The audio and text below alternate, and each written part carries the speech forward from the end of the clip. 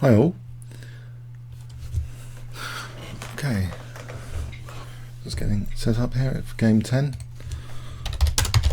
Hi all.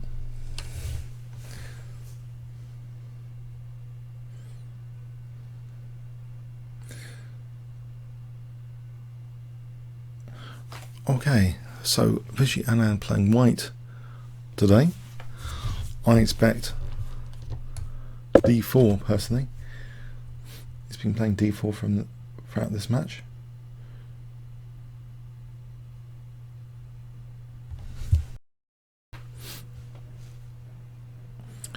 Okay, so morning all, and yeah, I think yesterday was hopefully a calm before the storm. That was the like shortest in terms of duration game of the match yesterday, just over an hour and a half, I think. Well, actually less than 9.5 probably. But today, yeah, it should be a good fight. I'm hoping for a good fight today.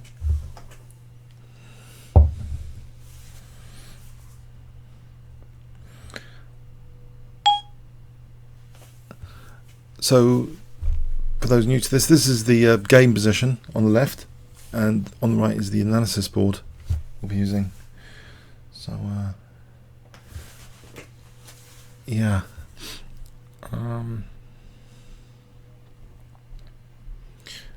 Had a few blitz games in the cafe yesterday, actually, with Paul and Tom. That was quite fun. Tom turned up, but yeah, after the game finished. And Alex, yeah, Alex won his club game last night, so he should be in good cheer. He beat, I think, a 180 ECF, West London. The team managed to, Muswell Hill 2 managed to beat West London. So that was a good result for Muswell Hill.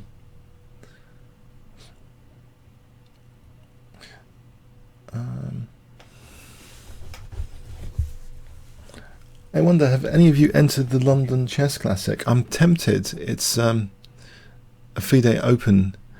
I don't know, do any of you play FIDE tournaments? They're a bit grueling, one game a day. I'm tempted though. In December, in a few days in December.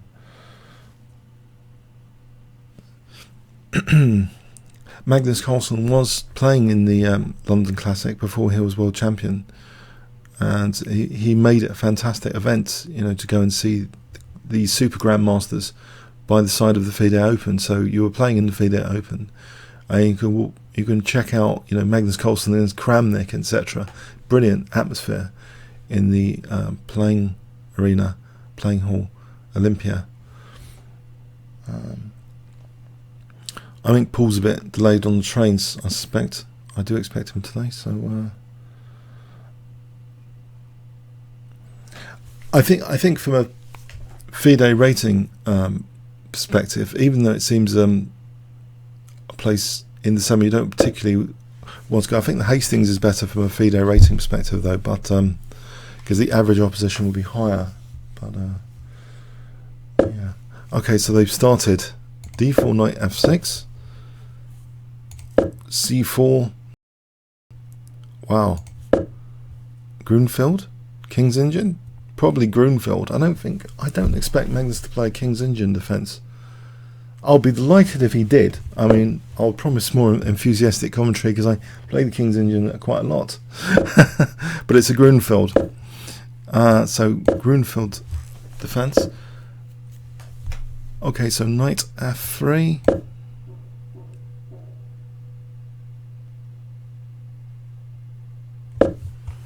Bishop g7. Queen b3. I have played this system with white. So I actually wrote an article about it years back on the Barnet site. This Queen b3. I think it's the Russian system. So black is conceding that center. You know, potentially white's got a good center here, but the queen is a little bit more tempo gains. I think this is called the Russian system. So let's see, it could be quite exciting here. Yes, There are some very sharp lines in this variation. Sometimes with a quick e5 and even e6 pawn sack I've seen some games. We've got a grunfeld defence today, Paul. Ah, that's interesting. Yeah, already they're banging out the moves. I'll just show you. Okay, give me a minute. Yeah. Oh.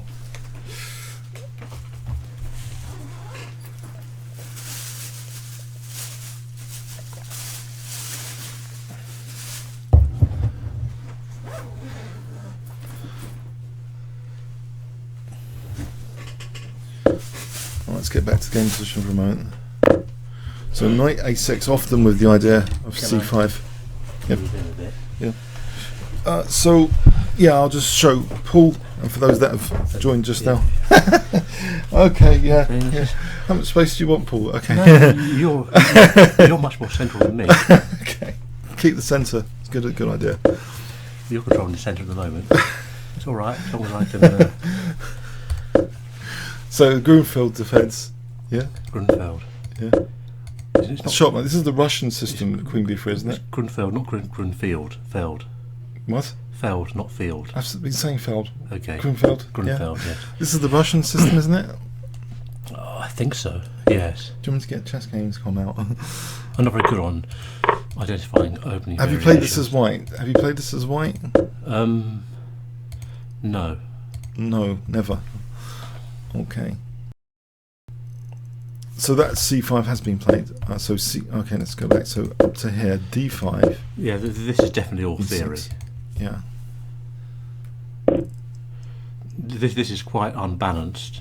Yeah. So this should be an entertaining game, I hope. Yeah, this is certainly double-edged. Mm.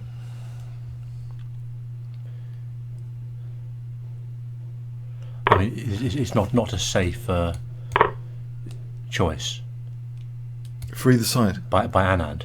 If the free the side. Yes, I mean, but white can lose in this kind of. It's certainly not without risk. Mm. There are imbalances. Mm. I mean, is a pawn on d5 weak or strong? Yes, that's one question. Is that weak or strong? Good question. I think Kasparov has won many brilliant games with his d-pawn. His d-pawn's been a menace to his grandmaster opponents. That d-pawn sometimes in games Kasparov. I think he's played this variation. Kasparov. Yeah. Quite possibly. Rook e8. It's definitely all known. Mm. Rook e8. Oh, careful! Don't knock yourself out. Sorry, I think black might be threatening something on this. Knight takes. Am I imagining this? Hold on. Knight takes here. Is that on?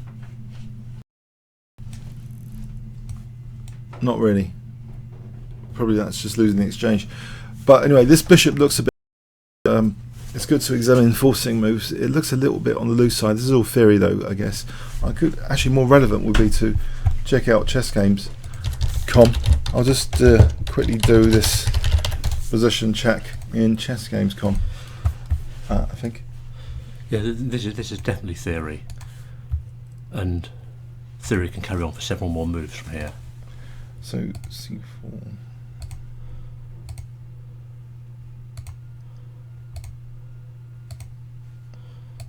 Oh, you've gone to the wrong line. Yep. Okay. Okay. Yeah, let's just check this out back.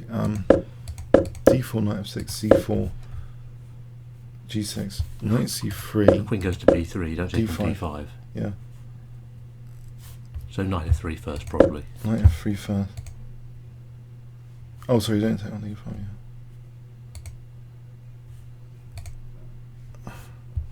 Yeah, bishop g7. Queen b3. Now take some castles.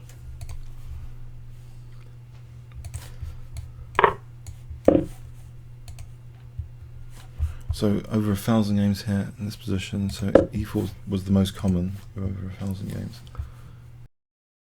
So knight a6. About 314 there. Bishop e2. That's the main move. Bishop e2. This is all pretty main line. Yeah. c5, d5. e6. Main move. Castles. Isn't it interesting? No other move has actually been played. It's amazing, isn't it? No other move has been played. I mean, it's not so obvious that that's the move, but literally no other move has actually been played in the whole of chess base. For those no, chess games, Con. Chess games. Yeah. Still, it's pretty remarkable. Now that's a bit rare. Rook e8 was actually, according to this, usually bishop f5. Apparently, there's 116 games at chess games gone with bishop f5, where white's scoring 31%. With rook e8, white's scoring 28% apparently. Yeah, on 39 games. That's wins. Oh yeah. Yeah. Sorry, white wins 28, slightly lower winning, but it's only it's a bit rarer played. Rook e8. You're making it sound like white's got a really bad score with it. The majority of games are draws. You should point out. Yeah. Okay, just to clarify that. Okay. So for bishop f5 in this position, right? The stats were about 31.9 wins, 43% draws, 25% losses for white.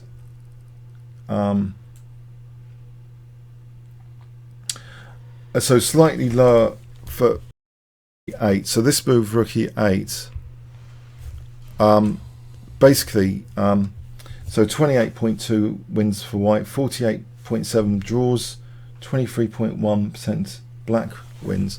So, okay, so yeah, rook e8 seems a sensible move. Slightly less played than bishop f5, apparently. Probably that's the point. Probably slight avoiding the main line. Yeah. After rook e8, it seems okay. We've got small game samples now, but often white has played rook d1 in this position. Well, 13 games with rook d1. There's at least 11 with bishop g. Bishop g5 a bit rarer, pinning that knight. And the other two are not really that interesting. Bishop f4 mostly draws. Bishop f4 h3. So the main move appears to be rook d1 here. I mean, there are already ideas of taking on d5, but that's not likely to work due to various tactics. I mean, if rook d1 is not played in this actual game position, one might think less threatening knight takes d5, but really he isn't. I think that there are too many ideas. The knight can walk into a pin. Pardon me? Sorry. There are ideas centering around knight takes d5, but it will lose material in this particular position. Yeah. But it's kind of in the air. Yeah. Yeah, the bishop might be tucked. No, I don't think the bishop's going to be tucked because there's always bishop g. No, there isn't bishop g4. Okay, what happens to the bishop here? Which bishop? This bishop on e2, is it just going to stay there? Yeah, generally it will stay there. It's not going to move because black might be doing bishop g4 at some point. This would be annoying with that rook on d1. If rook d1 is played, I would expect. I mean, rook d1. What alternatives? Bishop e3 has been seen before as well, quite a few times. Bishop e3. It's got a reasonable, 36% win percentage for white, 45 greater draw percentage. I mean, it's interesting. A3 has only been played once in chess players, but it's a very logical move, preventing the knight coming to b4. But it seems to have only been played once, and that was in 1970.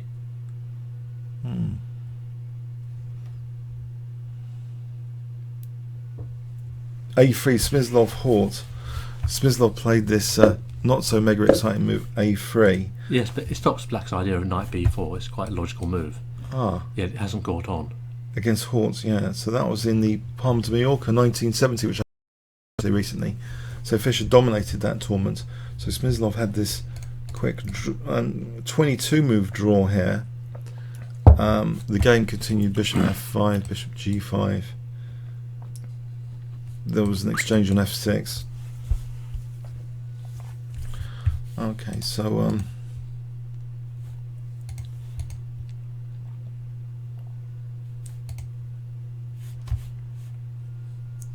yeah. So it looks like Carlson's got his idea in first, even though it's not a new move. Anand is certainly having a think.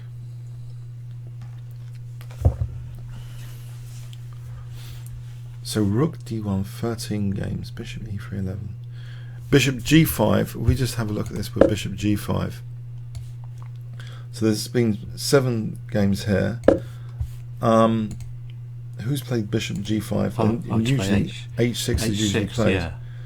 So Wojciech has beaten Ponomarev, no, lost to Ponomarev in this line in 2012 when the bishop went back.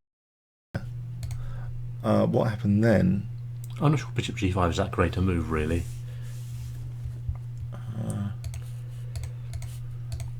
Black seemed to, let's have a quick scan of that game. Black had pressure on c3, actually took on c3, and then d5 seemed vulnerable with that e2 in mind actually. Oh, it got a bit tactical, to say the least. I wonder if it shows anything about that d5 pawn being vulnerable. Not particularly. Well, yeah, maybe later. The d5 pawn seemed to become vulnerable. It was munched later, and Black managed to win after that. So that d pawn is a potential losing liability, it seems. So, yeah, would you say that's a quick summary of that game? d5 did become weaker later. Well, if Black's changed off enough pieces, then yeah, he got in this bishop maneuver to f7 to win d5 in that game. yeah. I mean, they can't see it, so No, just giving a gist of that game. So that was with this move, bishop. It was provoking a weakness just to put the bishop back here. Is h6 a weakness? Well, a theoretical weakening, but so it doesn't seem Not that really. impressive. Doesn't. I mean, it stops White playing knight g5 later, for example. I don't think forcing Black to play h6 is any great concession. Yeah. Also, Black gets the h7 square for his king. I don't see bishop g5 as being a particularly good move. It's not a terrible move, but And Black just responded here with bishop f5 because that was immune because of the rook c8. The queen's in a potentially awkward place here. A very valuable piece to have on c4. If we go back to this position, yeah. So the main move does appear to be rook d1, and then yeah, but you also have to be careful when saying something's a main move. It could be that used to be the main move. It was very popular for a long time, but it's now been superseded by a new idea. So one of the other lesser mentioned moves could be more popular these days. You don't actually know that. According to chessgames.com, the most throughout history is rook d1. Yeah, throughout history, but Yeah, possibly not currently. Yeah. We don't know. Yeah. Well, okay, let's have a quick exploration here. If there's bishop f5, there's 17 games. That seems to be the most popular response. Queen b6. So on bishop f5, grunfeld is one of those openings I feel I needed great theoretical knowledge for, compared to other defenses. It's sharper, it's tactically I played it intense. 3 or 4 times, and the only time I actually had this line, I think, was against Bogdan Lalic, where I actually got with Black, which I somehow managed to lose. Right. Now, here, this is an interesting position which has been trodden on quite a bit. Black's tried h6 here in 8 games, knight b4 in 2, and knight e4 in 2. So say h6. Oh, there's been a Karpov-Kasparov game in this position. Okay, but bishop g5 has been played anyway. Oh, bishop g5. Wow. A move I suggested wasn't good. So it's a bit of a surprise move. Let's go back. So bishop g5.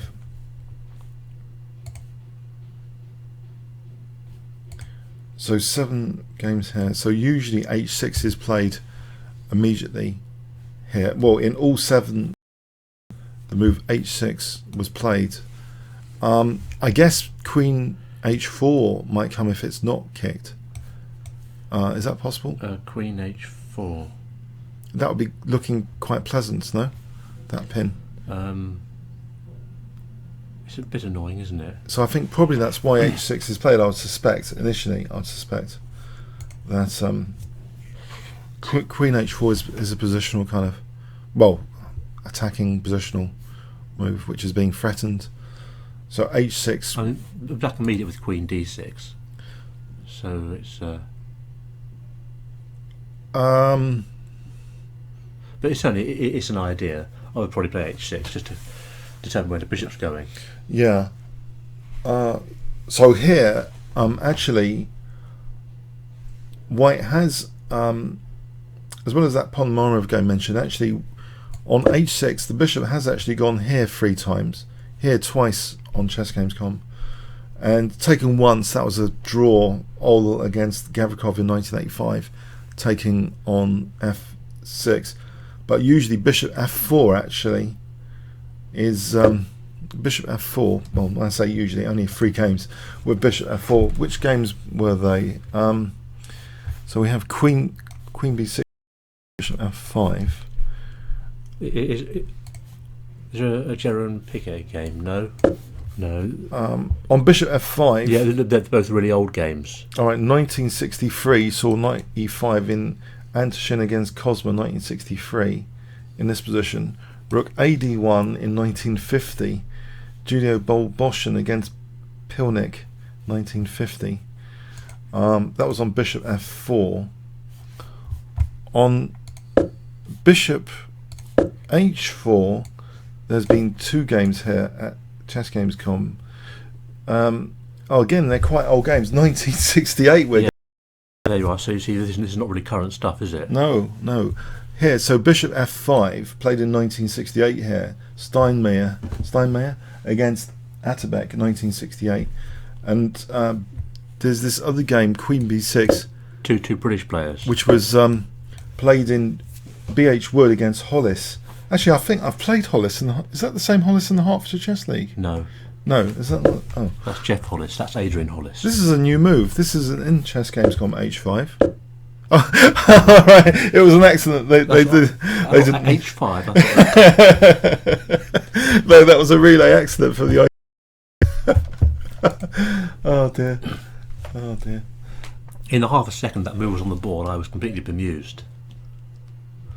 Oh dear. Someone's inappropriate. Sorry, I'm gonna stop that. There's no totally irrelevant comments been made. Sorry. Oh dear. Yep. Okay. Done. So bishop. We'll go back to bishop h4. So a bit surprising. Bishop g5. So that's actually the only logical follow-up. Bishop e3, as I said before, just doesn't seem to have any point. Well, the bishop f4. White has won with that. With bishop f4. Yeah, they're old games. I mean, they're not really Super Grandmaster games relevant to the current theory. Right. Well, these the 2 1968 games here with bishop h4. Yes, I mean, you know, B.H. Wood, the famous British guy, edited chess and everything. B.H. Wood. Yeah, you must. Baruch Harold Wood. Barry Wood. You must be familiar with Barry Wood, surely. They said Baruch on Chess.com. Yeah, well, Barry is short for, isn't it? All right. You know, like Chris is short for Christopher. Oh, he founded the chess magazine. Yes, that's what I just said. You must have heard of Barry Wood. Yeah, of course, I have. Yeah, he was also correspondent for the Daily Telegraph and co-founder of the Sutton Coldfield Chess Club. Actually, he says he won several semi-international events. So we're following in the footsteps of B.H. Wood, if on bishop h4 here. No, Anna's actually played bishop e3, so he's actually. Bishop h3. Okay. It's actually surprising me with his moves. All right, so that was that game, which wasn't that particularly. So watch a sec. Radoslaw Wojciech, I think it's a Polish. Is he a Polish grandmaster against Ruslan Ponomarev? Yeah. Had this game with this bishop g5. Radoslav. Not Radoslaw. Radoslav, yeah, yeah, Radoslav, yeah. Yeah, cool. So so the bishop went back to e3. We saw bishop f5 in that game. Bishop f5, it seems quite an aggressive move for black to have available. I mean, these guys are both very strong, so I imagine this is they're familiar with this game. This is called it's the Russian Prince variation, Prins variation, Prince variation. Prince. So this happened in the 13th Karpov Interzonal of 2012. So Radoslav Wojciech against Ruslan Ponomarev. So Ponomarev is a former FIDE World Chess Champion. And he played bishop f5 here. Wojciech is 2700 plus as well. Yeah. So they're likely to be familiar with this game. So in that game, rook d1, queen b6. Black seems to have very active pieces. b3 was played. Rook here. Black also does seem to have quite nice, harmonious position here. Rook d2. I mean, I'm always. g4. I just wonder, is knight a4 a possible move? Maybe that just loses the c pawn for the d pawn. No, not now, but a couple of moves ago. Okay. Where? Here? Well, here, for example. Alright, so bishop f5, we're following that game path. In this position, knight a4, isn't there always queen b4 here? Can you not still take on c5 the knight? Oh, okay. Yeah, it's an interesting forcing move to consider. Knight a4. I imagine it's all known, and it's not especially good for some. That rook c8 was also just to attempt. We've got rook c8 after because we got b4 control. So let's try taking it. We're controlling that b4 at the moment. Queen a4. I know rook takes c5. Oh yeah, tactically fails, doesn't it? It's good to show though these variations. So yeah, that forcing move doesn't seem too Maybe hot. it's something else. I don't know. Or maybe this is why it's not played. Yeah, I think rook c8 is quite a powerful idea with that queen on c4 in general. I don't know, but I'm sure we're still in familiar territory to both players. Well, maybe they are game, but black had actually won that game. As mentioned before, what happened was that d pawn eventually became a weakness, and white eventually lost the endgame. That was a 67 mover game. Yeah. I mean, you say in this kind of position, white will either queen the d pawn or lose it. Oh, the tiebreaker round. I'm not really hot on the details. If someone wants to look them up, or yeah, I'm not really hot on the details of the tiebreaker round. Sorry. I think the first, if we get there, I think it's 30 minutes plus some increment for the first game, and if that's still drawn, then they move on to blitz. Okay, I could look it up maybe on Wiki as well. Let's have a quick look. Yeah, let's put chess in. What you're going to get. Oh dear.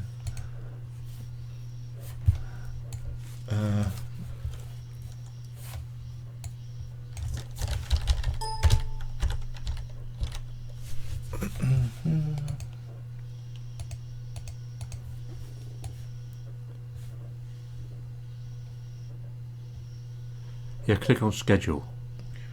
That'll probably tell you 2-7. 2-7. It just doesn't say what the actual format for the tiebreak games is.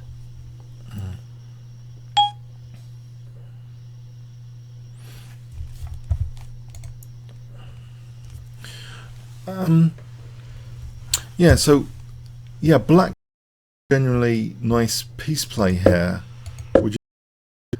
Yes, but this is fairly typical for the line.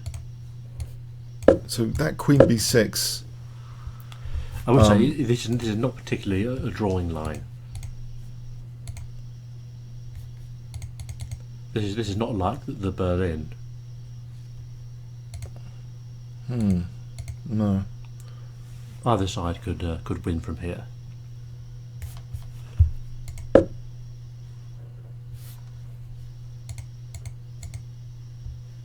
So rook ad1.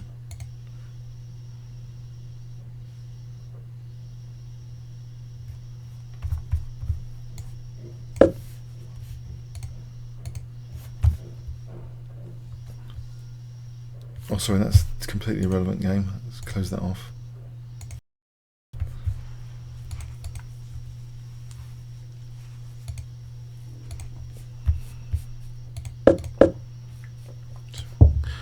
We'd use this rook rather than this rook, would we?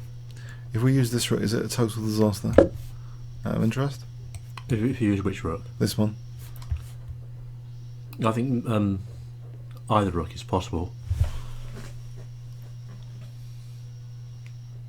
It's a difficult question of which rook. No, I think this one's got more potential for hitting c5 later. I think you want to reserve it for rook c1 later.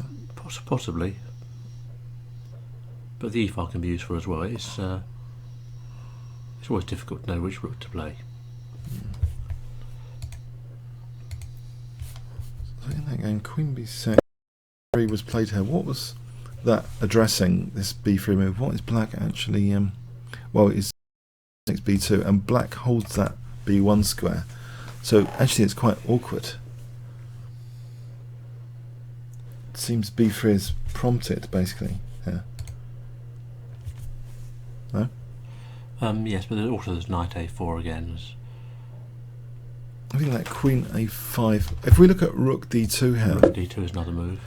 is that? Well, I don't know, because knight e4 is a quite a thumping, forcing move. For me, hitting white quite painfully.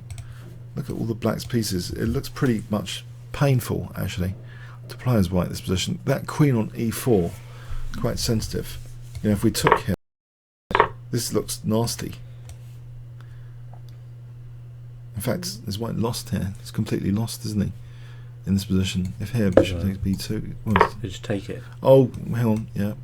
But it looks unpleasant. Maybe even something like this. Actually, that looks nasty.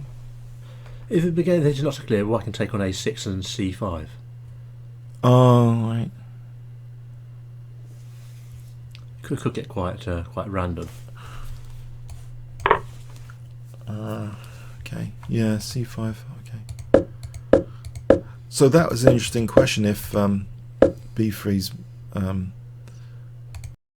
entry that, or even if this rook move is going to be used. Maybe I need a T at this point. No, but knight e4 is an idea anyway. Someone said if the score Furan Salkwin, if the score is still equal, this is the tiebreak information. Up to 5 two-game blitz matches apparently with 5 minutes and 3 seconds increments. No, I'm sure there's a rapid games first. Oh right. They don't go straight to 5 from long play chess to 5 minute. No, sorry. Oh, sorry. Before that, he said sorry. Rapid games first. 4 rapid games will be played with 25 minutes and 10 seconds per move increment. Then, if those 4 rapid games are tied, then we'll have up to 5 two-game blitz matches with 5 minutes and 3 seconds before a sudden death game, final sudden death game. So yeah, 4 rapid games will be interesting. So are you up for that, Paul? Do you think it will go to tie breaks? Well, we need Alan to somehow take down Carlson. It's I guess it more than likely it won't.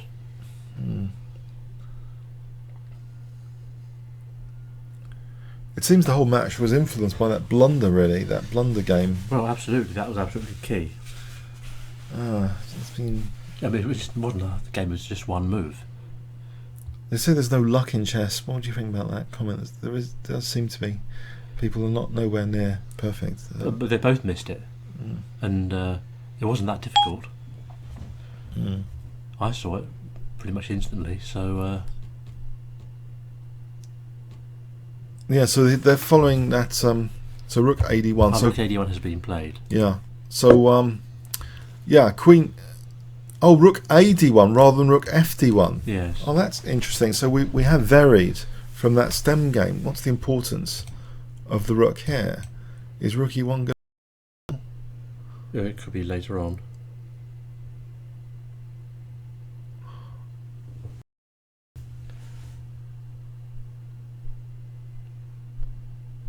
Also, rook F weakens the F2 pawn.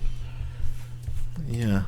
I mean, knight G4. And We could have a mad with well, knight not really, H4, but F4, F5 no, with the F rook there. no. I'm just kidding. But you know, we could bear it in mind. Yeah, giving F2 safer. Yeah.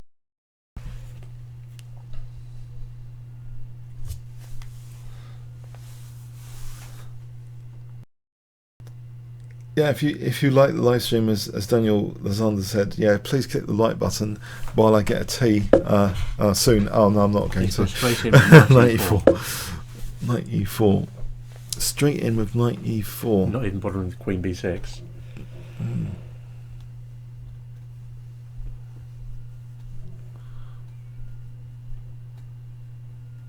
Wow. So, okay, we have got an original game path now. I don't think there's a stem game for this. I would imagine this has been played before, though. Yeah, on larger databases, yeah. So, with Knight E4, maybe Knight D6 is an idea as well now. It's certainly possible. That would seem to be a nice blockade. But actually, structural damage with taking in Queen A5. There's also because these pawns be fragmented. Yeah? Yes. I mean, the white queen could be slightly getting in the way. Not exactly. You're not going to lose it. Yeah, you see this rook's a slight concern. That A2 pawn might be more vulnerable if that rook had been used. The A2 pawn. Just, I don't know, trying to give an example, right?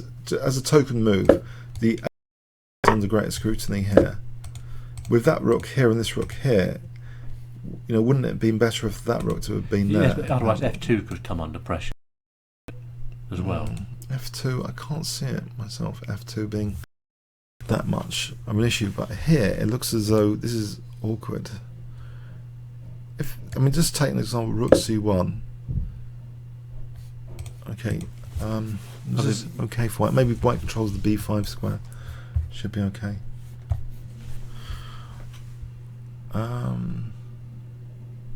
I guess that's okay. Oh, is there rook E4 coming in? Maybe just taking it.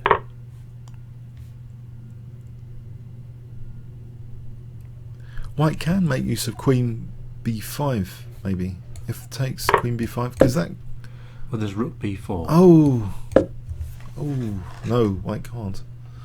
So That loses the queen, actually. not good. No, unless there's something mega exciting here. No, that would be a way to lose instantly. Okay, good to point these things out. So where would the queen go? Probably In fact, C1. yeah, if it goes here, still it's not good, is Rook it? 'Cause B4 rook again B4, is strong. B2 drops.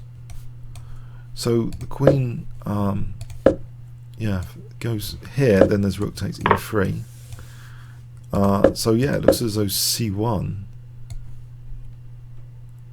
D3 is not. Don't think so. Looks a bit dodgy. Looks as it might be.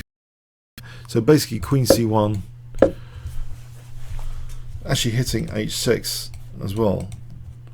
Queen C1. Yeah, that may be. But of course, E2 will be on prise. But there's this bishop D3 ideas, though, aren't there? Yeah, then Bishop H6. In this Or position, takes yeah, in on this H6. position, he's just active. But look, there's all sorts of ideas for white. Taking on a6 and c5. Yeah. Bishop d3, taking on h6. Yeah. Suddenly white's got quite a few threats. Yes. He's been forced back, but yeah. Yeah. And if say king h7 here. Quite possibly 6 and c5. Oh yeah. Or play bishop d3. Bishop d3 first, do you think? Well, bishop d3 just to take on f5. Look at those pawns. That would be a very exciting. I think black can't afford this position. Can he? I don't think so, no. Takes. Just b3 here first. Yeah, they're horrible. Looks unlikely. This is awful. So basically, I think in the light of that, maybe bishop takes e4. I think bishop takes e4 may be stronger. I think the rook's actually just exposed on e4. Yeah, bishop takes e4. And then is the question to white about the b2 pawn now? Or not? Well, you can just move it. Could he play dynamically here with... He could play d6. d6, yeah, just look at d6. It's possible. It's pretty double-edged though, isn't it? Let's have a look at this, just for fun. Bishop takes here. Well, actually the h6, e2 is protected. Well, let's try this. Try this. So the queen's holding e2. We could actually... Could we just take on h6 here if that happened? Possibly. That looks good for white. And then we've got knight g5 on the cards. No. Yeah, I don't really like that. d6 looks like a decent position with winning potential. No. But again, it's double-edged. I mean, the pawn's not going to be queening immediately, so black can try and round it up. But that's one of the main themes of this line, though, isn't it? Mm. White's born strong or weak, as I mentioned before. Yeah. Interesting that Carlson's thinking, which suggests he's not familiar with this position. Maybe Vichy's confused him with that rook move. Rook A on d1 is the rook f d1. Slight cause of confusion. I doubt it. I mean, rook's xe4 just looks bad. Let's verify that. So we reckon queen c1. Yeah. Yeah. Let's ignore that. Let's just play queen b6.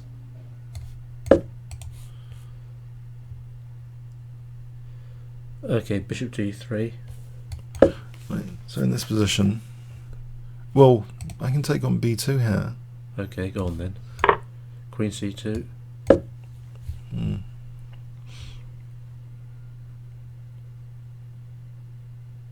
Oh, that looks terrible, doesn't it? Rook b1 as well. Mm. It looks pretty terrible. Black king's not happy. Actually, rook, an exchange sack. Yeah, take it. c4. Just bishop takes f5.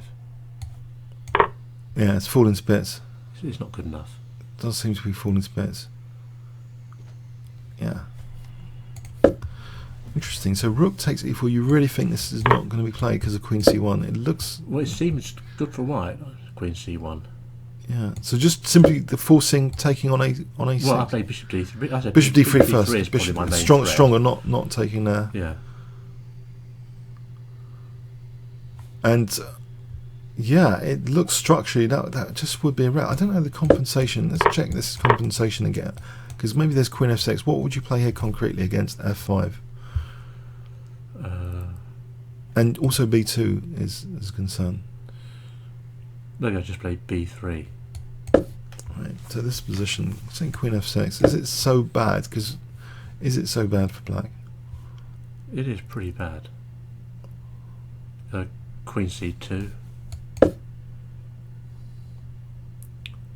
I mean, it's a permanent weakness, and then there's not enough dynamic compensation for it. We got that g file. Let's play rook g8 for a laugh. What would you play here? Actually, we've also got things like f4. Maybe well, rook.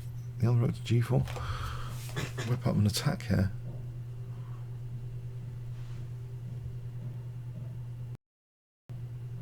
if I unpin, is it so bad? It's not very good. Visually, you know, it doesn't look good, but you know, the dynamics of black's G file, and dark square control is good for black here.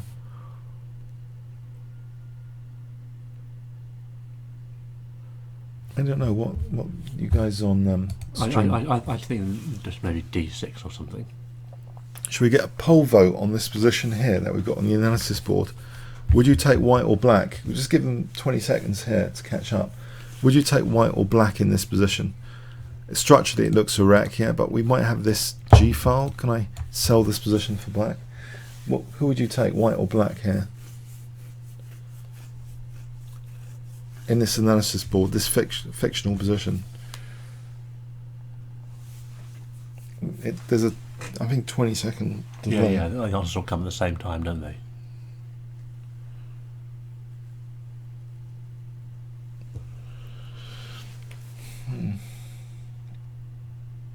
Okay, that's interesting.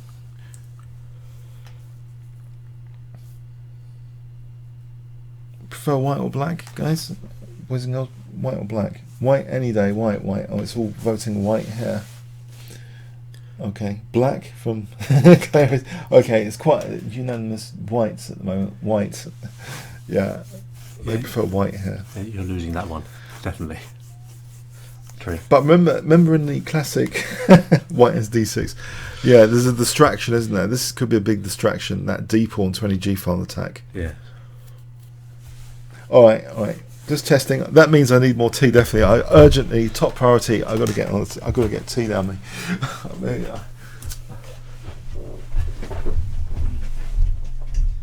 Do you want anything from? Yeah. No. Fine, thanks.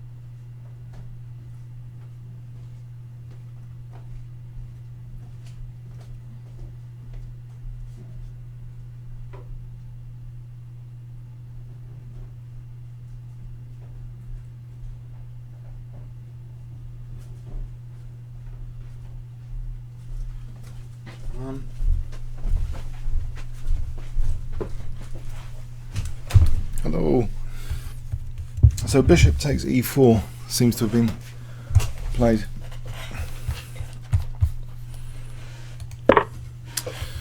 Bishop takes e4.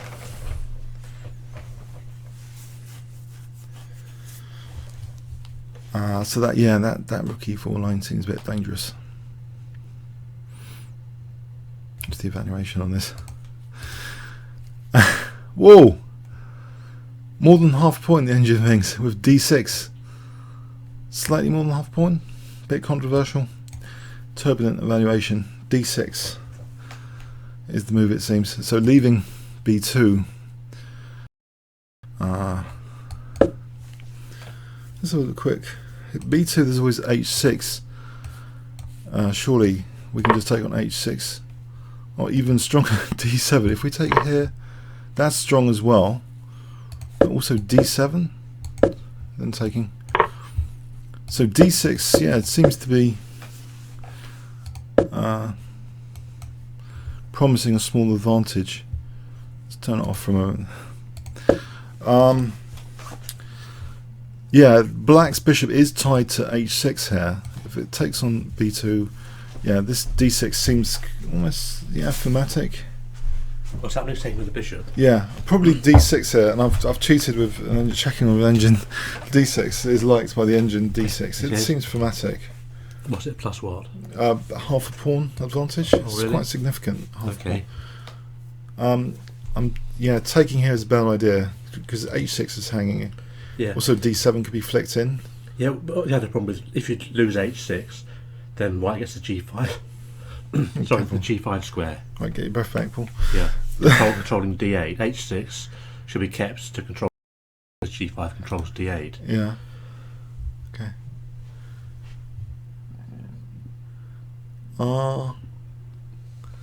Let's look at that again. Actually, just so for some reason d7 was flicked in here.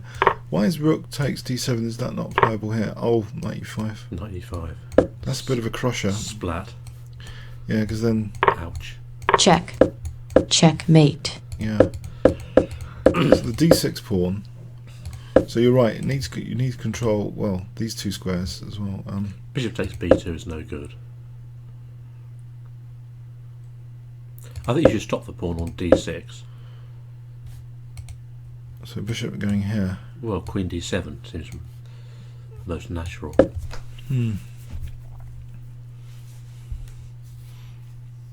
Oh, I don't like this diagonal. Something like queen b3. We're threatening bishop b5. But bishop c6 is defending Bishop anyway. c6. All right. Not immediately. Okay, that's not a major concern. Queen d7.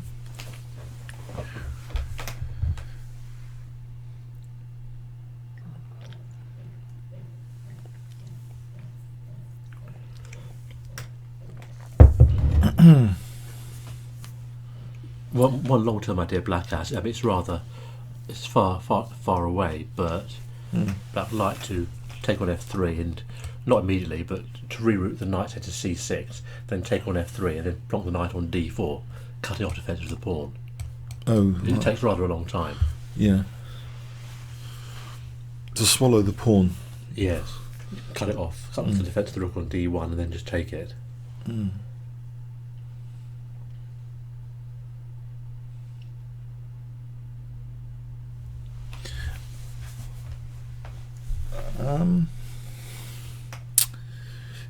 Yeah. Queen d7. Actually, why here on queen d7? What about trying this move? Bishop takes c5. There's rook c8, yeah? Yes. b4. See, anytime there's b6, that knight's hanging, actually. b6, we just take the knight, maybe.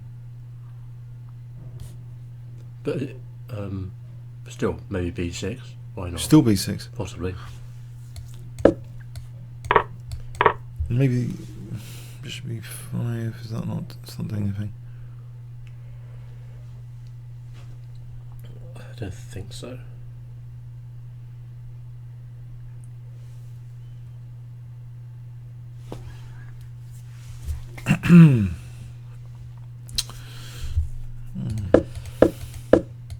actually, it's interesting. I just thought of something.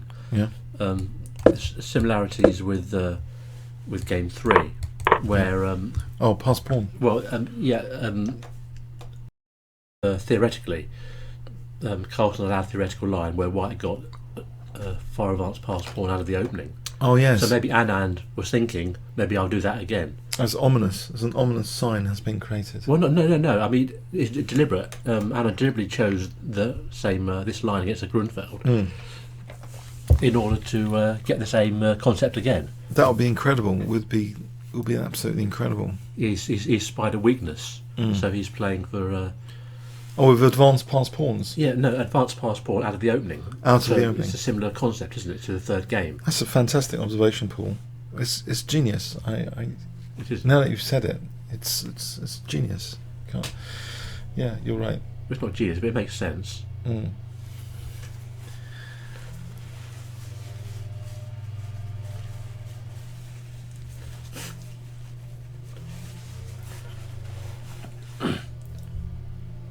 I'm starting to feel in this position actually that win or lose, Anand has to have the courage to play d6 if he wants to win the match.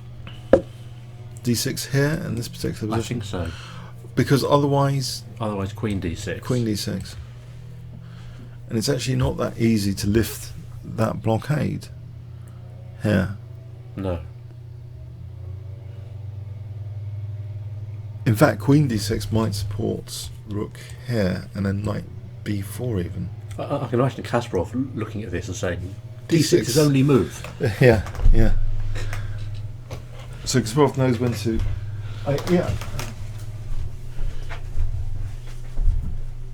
think. There's with his Plaskett, he went over his early games. There was a detailed commentary by Kasparov on his early games, and there was a Grunfeld game where. Oh yes, I worked on that video. Oh yeah. You look at my name's on the credits. Yeah. Which it should be. Yeah. What was that video series? Kasparov's early years or something. I can't remember what it was called. It's been called various things, but it was a 5-video set. Kasparov's early years. Quite a long number of hours, Paul. Was that a huge mammoth project? I can't remember. Wasn't it 5 1-hour videos? Maybe it was longer than that. I can't remember. So Kasparov from Plaskett is.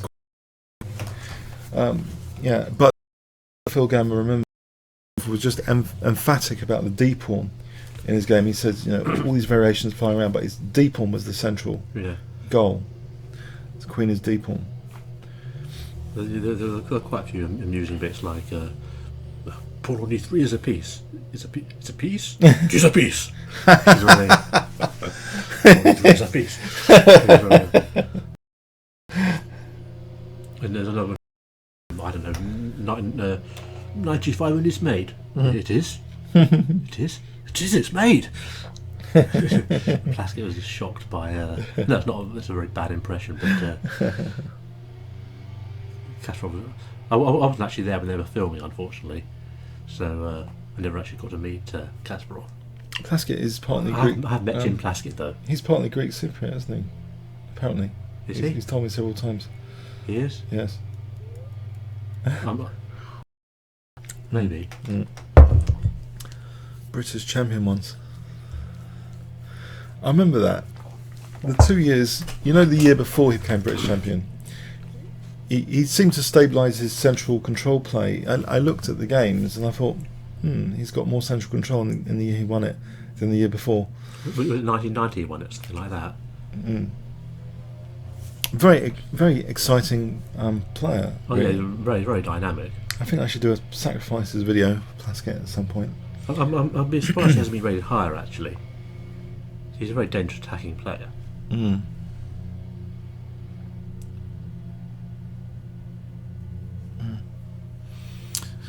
So I don't know how many of you have seen that series. Some bits of it are on YouTube. It's Kasparov's going over games. Yeah, but it shouldn't be on YouTube, should it? I think as samples, or I think someone's done it as samples. Samples or just the whole thing? Samples, I think. You can find samples on YouTube. It's not on my channel, Paul. I have not put it on my channel. I know, but it's not really. I mean, But some of it's very insightful.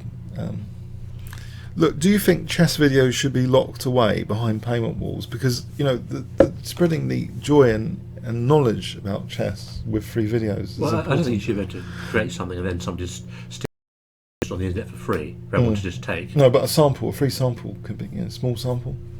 I mean, if the makers want to put a sample on there, that's fine. But if they don't, then what right does everybody have to put it on? You're right. It must. A lot of effort went in. So you were behind the scenes production. I mean, this is the problem. People are. Did you quality analysis as well, or you were verifying? No, I didn't do any analysis. Oh. I mean, people were complaining that why aren't they doing any more video? I'm downloading all these videos for free, but they're not doing any more. Why aren't they doing any more? Well, they're not doing any more because you're taking all the money away from them by putting them on the internet for free. They don't get it. People should supply them with stuff for nothing. Yeah, it's the internet culture, isn't it? Though. This is one of the many reasons I don't like the internet. Yeah. It's had a big negative effect on the music industry as well. Yeah, but some sites give quite big samples that you just install their software. Spotify. Have you tried that? Spotify. That's the whole problem, isn't it? Spotify just does not pay musicians enough for their creations. It just basically legally rips off musicians. They've got an interesting model. You have to look in detail. I don't have to look in detail. You have to look in detail at what it's done to the music industry. You blame Spotify in particular as an example? Well, it's just an example of the way things are going. So instead of going to a non-existent shop to actually buy the record, you just download it and... Well, and also, do you think that's why, like Simon Cowell, they're using TV and people use gigs, actually, real life gigs, actually, to maybe get money for their music? They go around gigging. No. What's happened is that most musicians now make most of their money from gigging, not record sales. It used to be the other way around. Yeah. So now they have to be able to perform live to high quality to actually make a living. That is higher pressure, isn't it, to do live stuff? But if you're talented, you can do it. Oh, hang on. Leon Composer, who's a musician. This is a myth, Paul. I'm a musician. I get way more money from Spotify than iTunes. So Leon Composer has said that. I mean... So he gets money from Spotify. My brother's put his track actually on Spotify. So Nick Gabriel has got a music track on Spotify. Yes. Broken Tear. Yeah, have you listened to it? I haven't heard it yet. Oh dear. I have got it. So what do you think of the X Factor? I never watched X Factor. It doesn't interest me at all.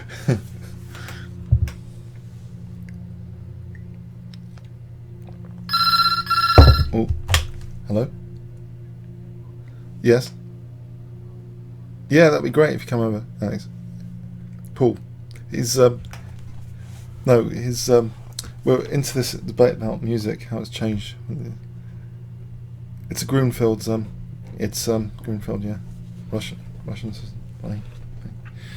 Okay, well, while we're talking irrelevant rubbish, Anna played Queen C1 some time ago.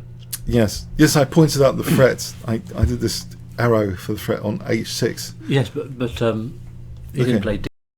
Now, if Bishop takes D5, I think we can just pin that pesky. That looks... Hang on, there's knight C7. Is that so easy? That's a horrible pin. We just build up on it? Yeah, Knight C7. Bishop F4. Oh, we're going to dismantle that pin, yeah? That's losing for black, surely. Surely. Yes, it's losing. Okay, so yeah, we can't do that. In case anyone was wondering about Bishop takes D5 here, doesn't appear to be on the cards. So Queen C1 is similar to what we looked at before, with ideas of bishop takes h6 and bishop takes a6. Yes. Quite thematic, a6 and h6. Maybe just to take on c5. Well, yes. I mean, but thematic, you know, the bishop takes a6, bishop takes h6. It's quite unusual combination of ideas. Forcing moves on both sides of the with board. the bishop on the rook's 3 squares. It's just... Okay, can we be greedy? And so let's try this. Does it backfire? That's the question. I'm not that tempted, but let's go for it. No, I don't. Bishop takes f3 is possible now. That'd be a wreck, wouldn't it? And taking on b2. Yeah. It's still rather unclear. I wouldn't call it a wreck. That d pawn is pretty strong, and black's got doubled a pawns. Yeah. It's rather a mess, actually. I'm not actually sure who's better. Well, black might have very aggressive ideas like queen h4 here coming up. Yeah, but I mean, you're instantly obsessed with trying to Well, trying to mate white. it's justified here. There's fracture. You know, we can have rook e5 later. Okay, so queen f6. Yeah, and constant counterattacks. He doesn't defend either pawn. Either pawn. He just Looking at b2. hits b2. Yeah, so f3 is kind of a concern. So bishop takes a6 is now. There's bishop takes f3 here. Walked into that. But it's much less palatable now with the queen on f6. Yeah, that taking on at f3 is... And black can take on f3 with a draw if he wants. Yeah, just... He doesn't get 2 moves in a row. Well, no, but if you take on f3 with the bishop on a6, I mean. Take on f3. G takes f3, queen takes f3. Oh, here. Oh, Yeah. for the draw. Yes. Alright, so the bishop moves and we've got a draw by perpetual. Check. Yes. Oh, not there. Check. Check. At least. Check. Yeah. And maybe rook e4 as well, but white generally doesn't want to play bishop takes a6 now. Okay, so pressure on f3 is inhibiting white. Now, looks pleasant enough on the surface. But we still might be interested in d6 or not. D6, maybe just rook d8.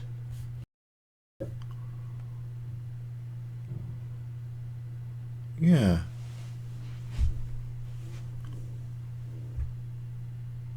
Hang on. No.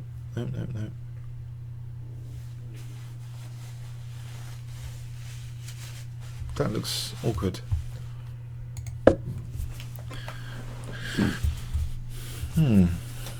I feel Anna should have played d6 a couple of moves ago.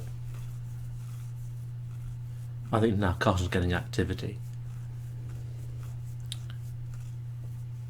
He's lost his chance to play d6. Well, he hasn't totally, but I think that was the moment.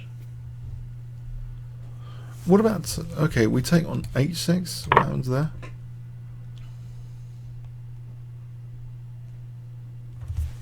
We get that g5 square, potentially. Yeah. Maybe just queen takes b2. Right, let's have a look at this position here.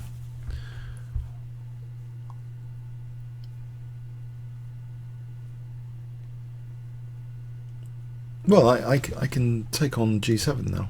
Yeah. You're hoping I'm going to take on e2, but I'm not. I'm going to play queen takes c1. Alright, so if you take on e2, there's queen h6. Yeah. And then mating. So you take on c1. Yeah? Yeah. But surely here I can now take on a6 here. This position Yes. isn't so bad No. for white. No, this is good for white. Okay. So, It's not just the d pawn. I think black's structure, the extra pawn over here. okay, so scrap that. So let's take on h6 again and find something else.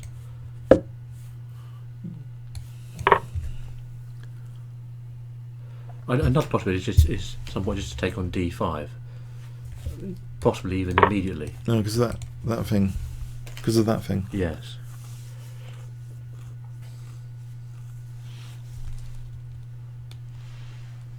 All right. There's multiple ideas. What about bishop g5 here? What would you play to that out of interest? Bishop g5. You could probably take on b2, yeah? I don't Maybe know. it's too slow. Okay. It's one of those complicated position. Possibly.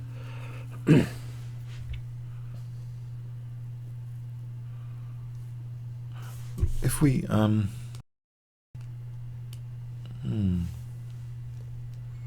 take on g7. What would you do here? King takes. King takes.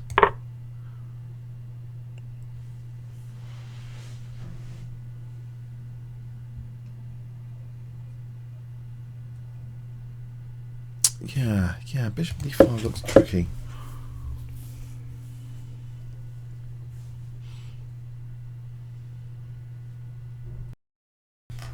Bishop takes d5, tricky.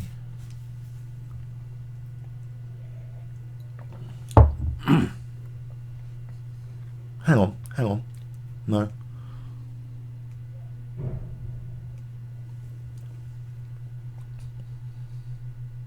So we see what the computer thinks. Just out of interest. What, is there a solution, a tactical solution here? Take with the king. No, it's not that big deal, is it? Engine doesn't think it's a big deal for white. No. Turn it off. So bishop d5, yeah.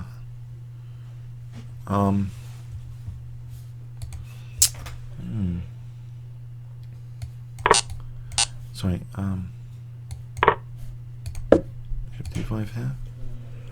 Oh, that's the engine move. Yeah, bishop takes d5 as well. Well done, engine move. You're a great tactician, really, as well. No. Yes, you are. Bishop takes d5. Unveiling the attack on e2.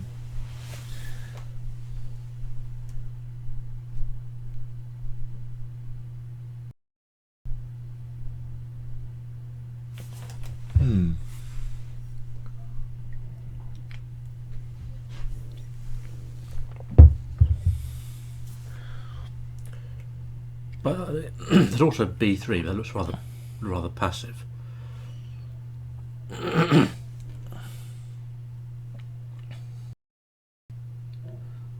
White play b3 in the game. White can play b3. It's rather uninspiring.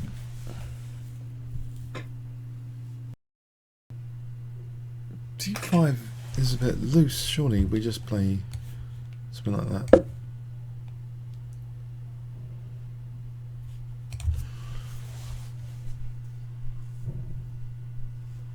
No? Yeah, probably. That looks bad for white. But if he loses that pawn, it's going to be bad. Maybe he can take on c5, just with the idea of taking on a7. Oh, no way. Not with the queen there, surely. Oh, you play rook c8. Okay.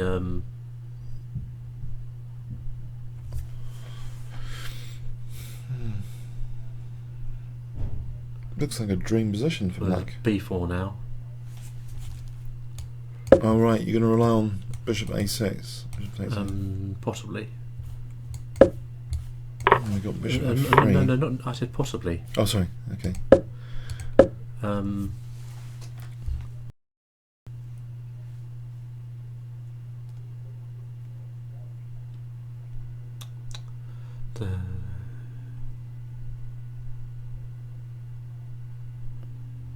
Queen a3.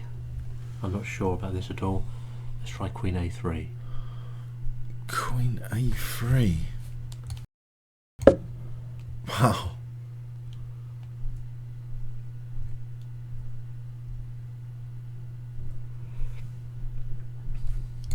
Queen takes knight.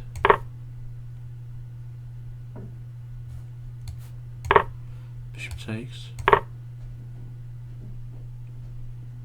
Oh yeah, no, you got a point. Can I take the exchange? Actually, I'm on the rook. I'm on the rook. I just take it. You take this? Yeah.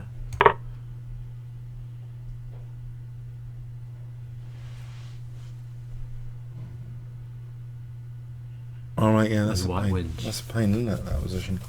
Because here, the D6. It's a pain. Queen A3. Wow, that was an amazing resource in that line. So it's B3 was the line. Rook A D8. Bishop takes C5. Oh, one minute. Yep.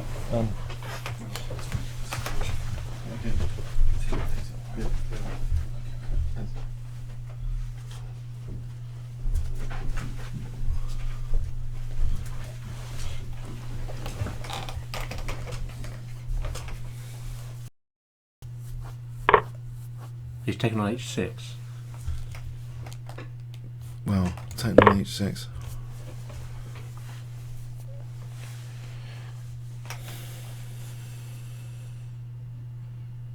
Oh dear, this is looking rather wimpy now.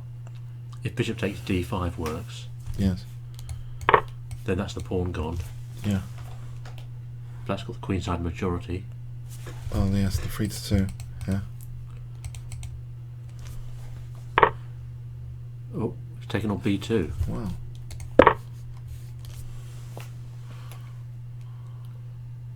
Pretty much immediately. Didn't we have a look at this? We thought this was better for white, didn't we? We were taking, didn't we? We were taking here. Something like, was similar. No, no, it's not similar. No, I can't remember. Put it back. What do Yeah. we look at after queen? No.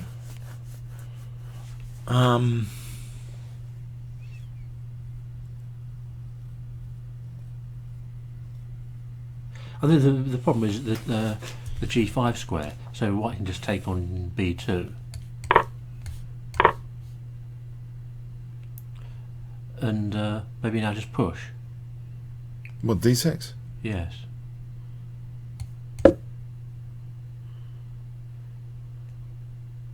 Actually, we have got an idea also, bishop B5.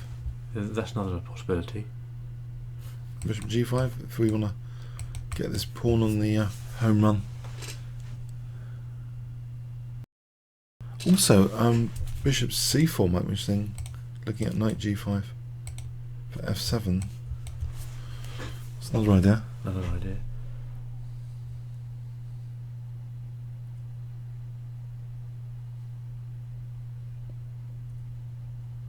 That, well, Magnus's move. I'm just wondering again if this is all preparation. Let's look at this. What did the engine like that? The engine was suggesting bishop takes D5, and it's coming around to queen takes B2. It's a toss-up. Bishop takes D5 or queen. Bit of a toss-up. It's preferring bishop takes D5 now. It is, isn't it? On depth 21. You'd assume they use engines in preparation. I'm wondering if this is still preparation.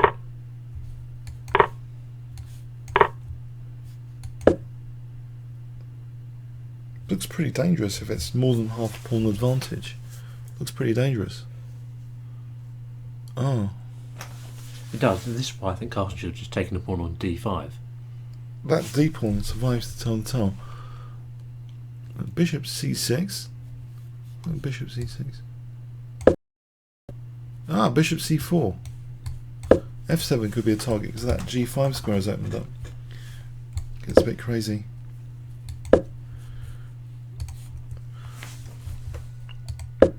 White would be threatening something like knight G5. Well, B5 to kick it. If the bishop went here, then C4. So it will go to D5. And maybe white's got something here. That D pawn asset has survived to tell the tale. Well, black should have taken it. Will Magnus regret this? He might.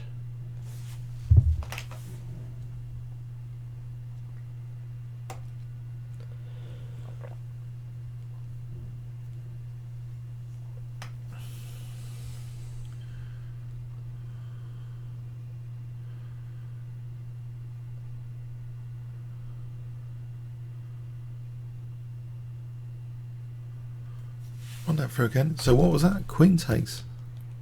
What was that again? Okay, just queen takes and d6.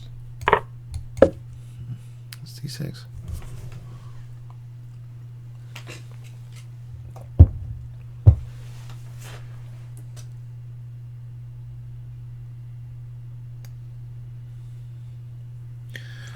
Okay, in this position, let's take a poll vote on this position. Do you prefer white or black here? This position on the analysis board, white or black? Oh, that sounded like the optician. which you prefer? Yeah, sorry. You know, like the optician. Red or green? Yeah. White or black? Yeah. 30 seconds.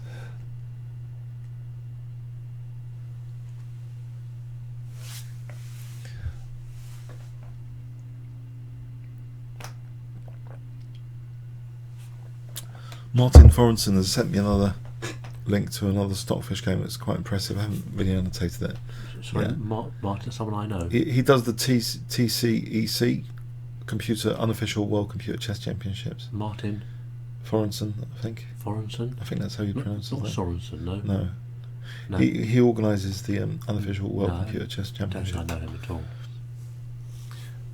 Stockfish is playing some brilliant games. Oh, the preference is for white unanimously. White unanimously. It's not unanimous. Well, 10 to 1. Yeah, that's not unanimous. Unanimous means everybody. Really? Yeah, you don't know that. Oh yeah, of You course. say it's overwhelming, but unanimous. Overwhelming. If it's 1,000 people say one person says the other, it's not unanimous. Yeah, you might have a point there. Okay, I'll give you that. The majority vote. Yeah, majority, overwhelming majority. It's good. Thank you, Paul, for correcting me there.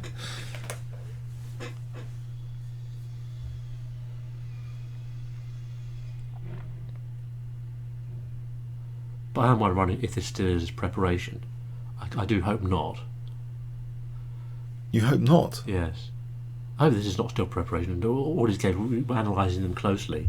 You know, up to move 24, and it's all preparation. We're saying, well, this is an interesting position. I wonder who's better. But it's actually all been looked at home. So I think it's better when it hasn't been looked at home. When you've got to a new position, Yeah. where neither player is sure what to do, then it's more interesting in a way, isn't it? Yeah. In fact, if that F rook had been used instead of the A rook, there would have been more rook harassment. Yeah, and that's another point. Yeah, you're quite right. Yeah, the rook on A1 would be would actually be might be losing the exchange. Well, no, he wouldn't. Sorry, that's what I meant to say. The consensus. Thank you, Mr. Autopants. I meant to say the consensus. Yeah, sorry. Yeah, that's a good word for it. The consensus. Yeah, white's better. Okay. So, yes.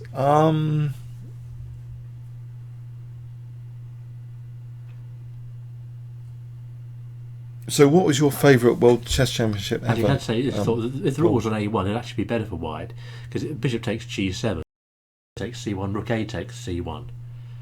So that would actually improve white's rooks. In this position, if the rook was on A1, Yeah. bishop takes G7 Yeah. would actually be better for white than with the rook on F1, because he would take on C1 with the A rook, All right. and have rooks on C1 and D1 instead of D1 and F1. Uh huh. Okay. Yes. Yeah. Sorry, but what's my favourite world championship? Ever, yeah, in history. Is it 1972? I don't have a favourite world championship. I never really thought about having All right. a favourite world championship. I think mine's 1972, peak of the Cold War. Right. There's a good background to it. You know. You remember it personally? No, just no. from historical evidence. Well, it was certainly the big moment for chess. In the, it was all over the front pages. Mm. I mean, everybody in Britain knew it was Fischer v Spassky. Mm. What percentage of people know there's a world championship match going on now in Britain? It's a pretty small minority, isn't it? Mm. You don't think loose women are going to mention it? No? I doubt it. I mean, reading the papers on the train, there's absolutely no mention of it whatsoever. That's Not a shame. not a word. And we've had some mega exciting games as well. I mean, it's tragic, isn't it? Mm. But this is the age of low culture. Mm-hmm. Low culture. You call this the age of low culture? Or non-culture. Really? But back in the days when the record giants were promoting music, don't you think it's more the small person can get music out there now more easily than before on the internet? Well, that they can, but they can't sell it though.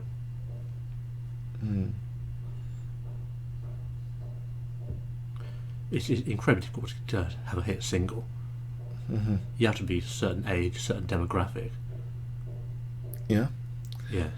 What do you think fitting in with social media so people share it on Facebook? No, and right type of music. I mean, even if you're the best new rock band in Britain, you'll be very lucky to get to the bottom end of the top 40. Yeah. Yeah. Oh, lots of comments on the favourite World Chess Championship. HMK Germany. Kasparov Karpov from 1984 to 1990 was pretty epic. Yeah, if you want to, Tal versus Alekhine from Harabus 349. Tal versus Alekhine. Tal versus Alekhine. Hang on, that match didn't exist. I don't remember that one. Well, that's fictional, isn't it? Was that a game? That wasn't a match. Fictional again. Fictitious. Fictitious. Yes, Yeah. fictitious. But they never played, did they? Tal Alekhine. They never played. No, they never played. Never played. No, I mean, Tal would have been born about the year Alekhine. Well, no, maybe a few years before Alekhine died. Maybe he meant just Tal matches, the Alekhine matches. Yeah, Tal would have been a small child when Alekhine died. The Whiteness has mentioned Malcolm Payne in the Telegraph has been following the match in his column. Oh yes. The broadsheets will mention it in the chess column. Yes, but the tabloids and the papers you get on the train make absolutely no mention of it whatsoever.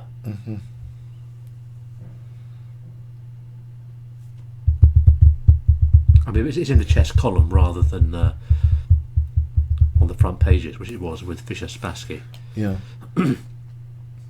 But the Cold War backdrop, it was like it was geographically located between Russia and the United States. Iceland geographically located between them. It's fantastic hype for that match. Yes. I mean, I don't remember it, but can't see it ever happening again.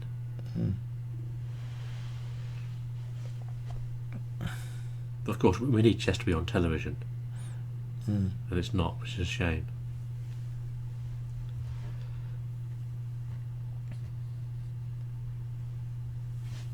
Oh yes, Gregory Breed says, I saw Malcolm Payne on The Apprentice the other day. I saw that as well. Yes, I saw that. He wasn't. No one actually said this is Malcolm Payne. Yeah, no, it was the games shop. So trying to sell this interesting game. No reference actually made to him, but I was watching it, and actually I was watching it and I thought, hold on, that's chess and bridge, isn't it? And immediately I went inside and there's a Malcolm Payne. Yeah, I remember that. But it didn't actually even show chess and bridge. You wouldn't have known it was I don't think you'd have known it was a chess shop if you weren't familiar with it. It was only brief, but still.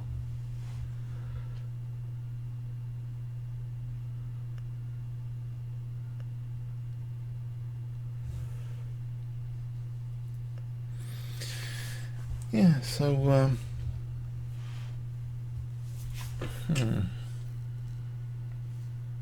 Okay, so this is quite a long thing from. To ask you, actually, something controversial. No. No, do you think the moon landings happened, Paul? In your honest opinion, do you think they happened? Yeah. Yes or no? Yes. Do you think they did? Yes. What do you think about the conspiracy theories? Most conspiracy theories are quite tedious. What do you guys think?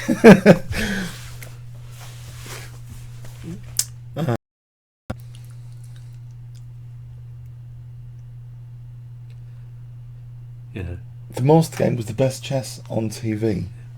Yeah, I followed that. Game. Conspiracy theories. Humpty Dumpty was pushed. No? No. Oh, he's taken on b2. So come on, Magnus. Bishop takes queen is best.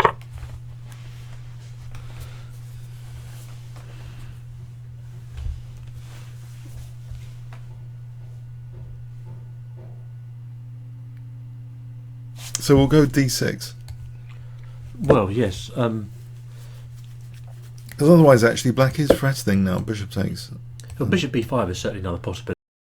Bishop b5. We're not concerned now, are we? I mean, just generally, we're not concerned about bishop takes f3. I think there's an exchange sack here. We can just take here, can't we? Actually, we're hitting the rook anyway. Yeah, no, just take it. If we just try and do this exchange sack, is that terrible? It's not good enough. Right, take, here, yeah. Oh, I suppose. Bishop e3. Yeah, it's not good enough. No. No. Okay. So bishop b5 is possible.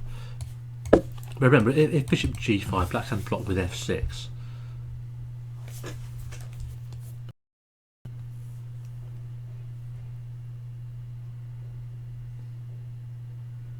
Sorry?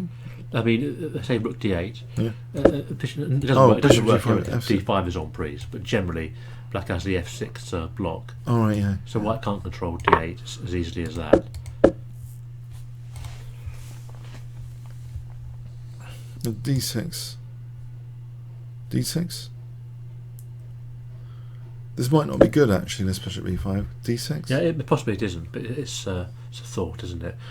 Well, because I think I'm going to take here and play bishop d4 as a threat. No. Yeah, that's rather annoying. Black can actually do that anyway. Mm. It's an idea in the position anyway. Yeah, that pawn will be a major liability. I think careful precision engineering is needed here, revolving around this d pawn. So d6.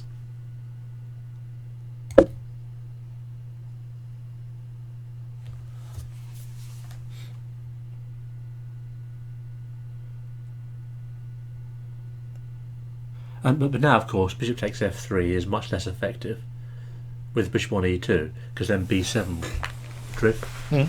Bishop takes f3 is as a general idea, is much less effective now, because b7 will be very weak.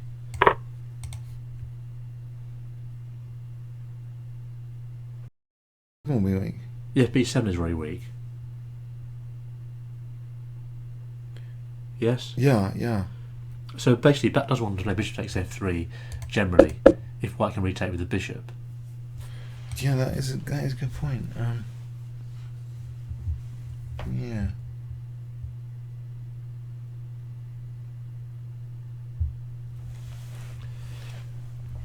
But you are also right in your suggestion, your idea of bishop c4 and knight g5 is potentially quite a problem. Yeah. Those three pieces can combine to cause black some serious problems on f7.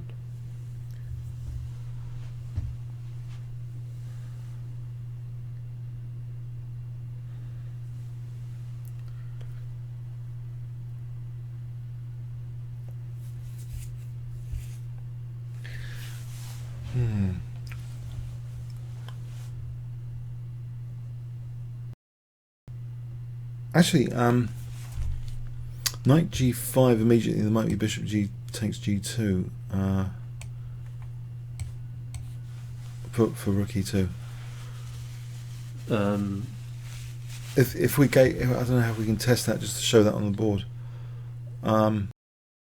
If we gave white another move, but how? Just give white another move. Knight g5 is in theory bishop takes g2. Yeah, give it bishop c4, or is that is it a bit much? Alright, yeah. No. Yeah, that d pawn's growing in strength here in these variations, I think. It's a bit risky.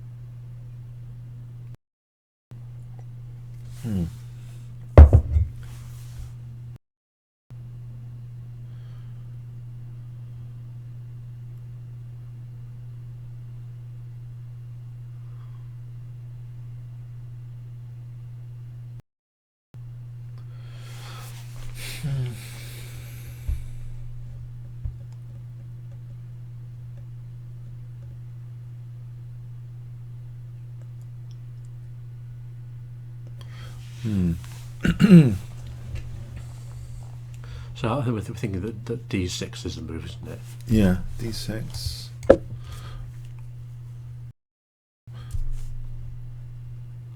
It's a very tense position. Just get an idea. Let's get some insight here. So taking is bad. We're going to be targeting B7. If we just block like this in advance, there might be some ideas like bishop, bishop B5, bishop C4, C4, or knight G5 even. C4 actually. Knight G5 as well. I like bishop C4. Yeah.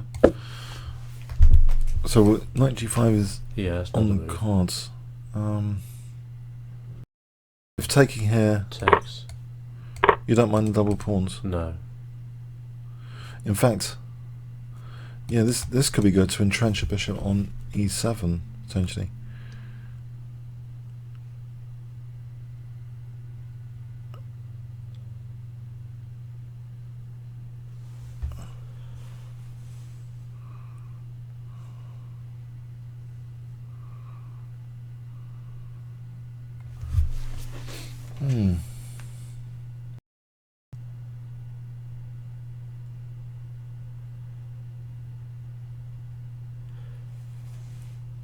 Okay, you're not saying anything, no? I'll wait for you to suggest bishop D4. Oh, bishop D4, yeah. Bishop D4. Now, 1. Oh, that is looking. For F7, that looks very awkward, doesn't it? It's a nice switch, I think. Yeah. Exploiting that weak guy on A. So no B6 wouldn't drop this. Rook D7 loses the exchange to bishop B5. Oh. Oh, this does look quite dangerous now. I think we've got a game, guys. I think we've got a very dangerous game here. If for white, yeah, somehow Magnus didn't take his opportunity to take off that D pawn. It looks pretty dangerous. But remember, Anna could have probably should have played D6 before, and he didn't. Yeah. Is he going to play it now? No, knight G5. That's interesting. Knight G5. That's interesting as well, though. So what's happening here on bishop takes D5 then? Is he just going for an attack on F7? So we take here. Yeah, rook D7. Rook D7. Oh, that's pretty nasty for the king. He's on B7 as well. It's not that nasty, but just to demonstrate if anything silly like Check. that. I know, just to Checkmate. I need to play suicide. I mean, black can play bishop G7, but the problem is that B7 is on as well. Yeah, so we take this may be a palatable ending. I'm not sure. Taking here first. Check. King H6. King H6. Well, there's F4. F4. Yeah, no, not King H6. King G8. Oh, sorry. Hold on a sec. Just put game position back. I think Alex is. Hello. Okay, it looks like we got another. Do you want to take? Sorry. I'll go and get it. If you're getting one, yeah. Yeah, what sort of time do you call this? Sorry, guys. No, it's all right. We're happy to see you. Yeah. How's it going? Can you do a recap? Are you following the game? Oh no, I haven't. I've had no electricity. So. All right. It was a grunfeld. Oh, well done on your win last night. You beat some 180, 190 player. Yeah, it was a tough game actually. Went right down to the last few minutes. Do you actually see it from there? You want to come in the middle. No, So this is the. Have you might have played this as white? Oh, this is the Russian system. The Prince. Prince. The Prince variation. Right? Yeah. Yeah. You know your theory. Yeah. C5. Yeah. Okay. Yeah. I like this for white though. Yeah. This is Lodovic Prince, who Jan Hein Donner famously said in his book The King couldn't tell a knight from a bishop. That's a bit nasty, isn't it? Yeah. Prince variation. Yeah. Oh. I've used this. It's supposed to be alright for black though, right? It's hitting H6 here. Oh yeah. And it's also got pressure on potentially, but Magnus played this energetic counter. And there's a key moment coming up here. We thought there. This black should have played bishop takes D5. Yeah, the engine was having a toss up between queen takes B2 and bishop takes D5, trying to exploit that loose bishop here. That's right. Yeah, why not? I think on a high deck d5. Well, on the highest depths that we've seen, bishop takes d5 was more accurate to take that guy out. Also to try and draw with black as well. Be safe. So he's kept that interesting So game no going. central pawns left anymore, basically. No pass pawn. This is just quite risky play. But he's left that d pawn. And actually now we have a very interesting knight g5. Oh yeah. What does that do there? Well, it's positively inviting bishop d5. Yeah, exactly. And we have a look at this Rook to forcing seventh or something, line. yeah. Yeah. So how will black defend Bishop G. here? Bishop g7 we're looking at. Yeah, this is what. Bishop But it looks better for white. This looks scary because we're threatening. No, go to H6. No, because we're threatening mate. Yeah. Yeah, I've already nice, tried very that. nice. Very nice. So what? King. G8 probably. Or rook Okay. takes b7. Rook takes A2. Yeah. This looks So- better for white. I think maybe even g4 is possible here, just to try and get a pawn entrenched. G4. Well, there's knight e6 as well, threatening rook g7. Oh right, yeah, maybe that's even better. Knight e6. Well, There's a A8. pawn on C5 you have to pay attention to. Yeah. This position. I feel this is better for white. Black's not well coordinated. That knight on A6 is. Yeah.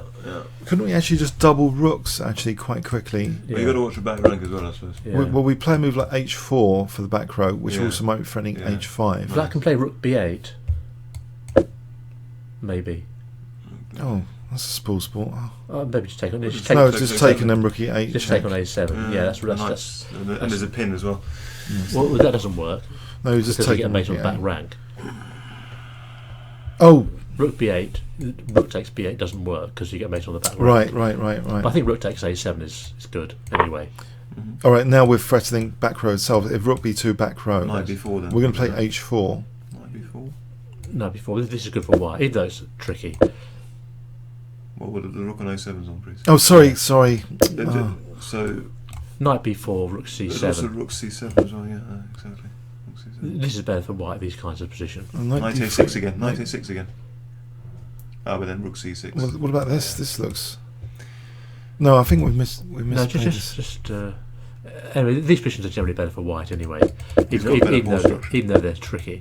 I think we do something about the king first with h4. I mean, black's got 3 pawn islands versus 1 for white, but you know, black's got the pass c pawn, which could be dangerous.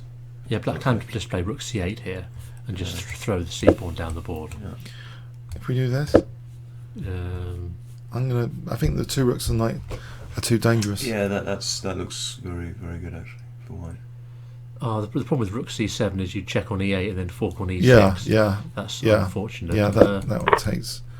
No, you don't take. Oh, sorry. Check here. Check. King g7, then take. Check. No. Check. Well, yeah, maybe that as well.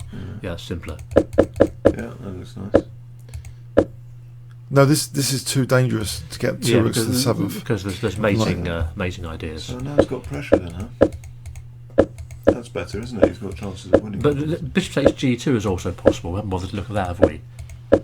In the game. Instead of bishop takes G5, just take on G2. And presumably king takes g2. Still a pass pawn on d5 then. Anyway, Anna's certainly going for it, isn't he? He has to. Yeah, this He's only position. got 3 games. Right? He needs to win now. He's Tell me putting here. too much pressure on the last game. What happens here? I think. That's let's then, is it? No, just I'll just take on A6. Oh no. Then you're a piece Oh, down. I see. Yes. You'll be a piece down. You have to take Of on course. f1. Yeah? I can yeah. take it here. No, bishop takes f1. No, this is no good. Bishop takes f1. Yeah, bishop takes f1. Well, it's better for white. Yeah. 2 pieces for a 2 rook. pieces for a rook, yeah. Oh, yeah. Okay, black's got them. Okay, so bishop takes That's got the g2. extra pawn. Doesn't work at all. Okay. Well, because of this, yeah. Yeah. Wow, it just gets rid of the liability, taking a piece. Yeah. Yeah. And we said pawn takes a6. Well, we No, just win the piece. No, We're a bishop piece up. takes g2 doesn't lose up. us. Yeah, so bishop takes g2 seems to lose to bishop takes a6. Okay. Tactical, isn't it? Takes d5. Why doesn't that lose to bishop takes a6 as well? That's a good question. Yes, this is a neat move. Bishop takes a6. Yeah, this is rather obvious. We're looking at irrelevant lines here. So neither pawn capture is correct. It's the knights on the rim are dim, and this knight on a6 is certainly. Bishop c2, there's rook d2. Yeah. That's pretty nasty. What about just bishop f5? Well, bishop f5 is the logical move. And bishop c4 then is G4. dangerous for f7. Well, we got to get rid of this liability. Okay, Bishop c4. It's a better move than bishop f5, which is the obvious move. But it's just anything better than that. Let's try and find an alternative, because it doesn't look that great. But No. There's knight b4 possibly. Actually, if white's also threatening now bishop b5, because this is kind of loose, isn't it? This bishop on e4. If rook e7, there would be d6. f5 is probably forced. If he wants to retain two bishops, yeah.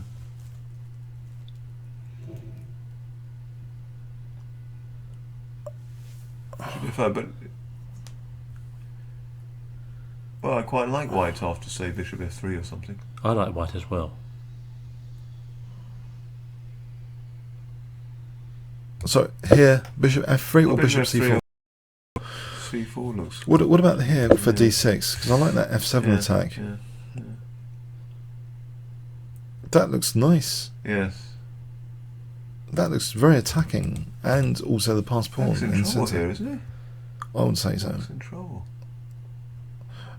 As an example, let's try and block the pawn. He's got D6. issues to deal with. Well, Yeah, it's not easy to defend the f pawn. You play bishop e6 here.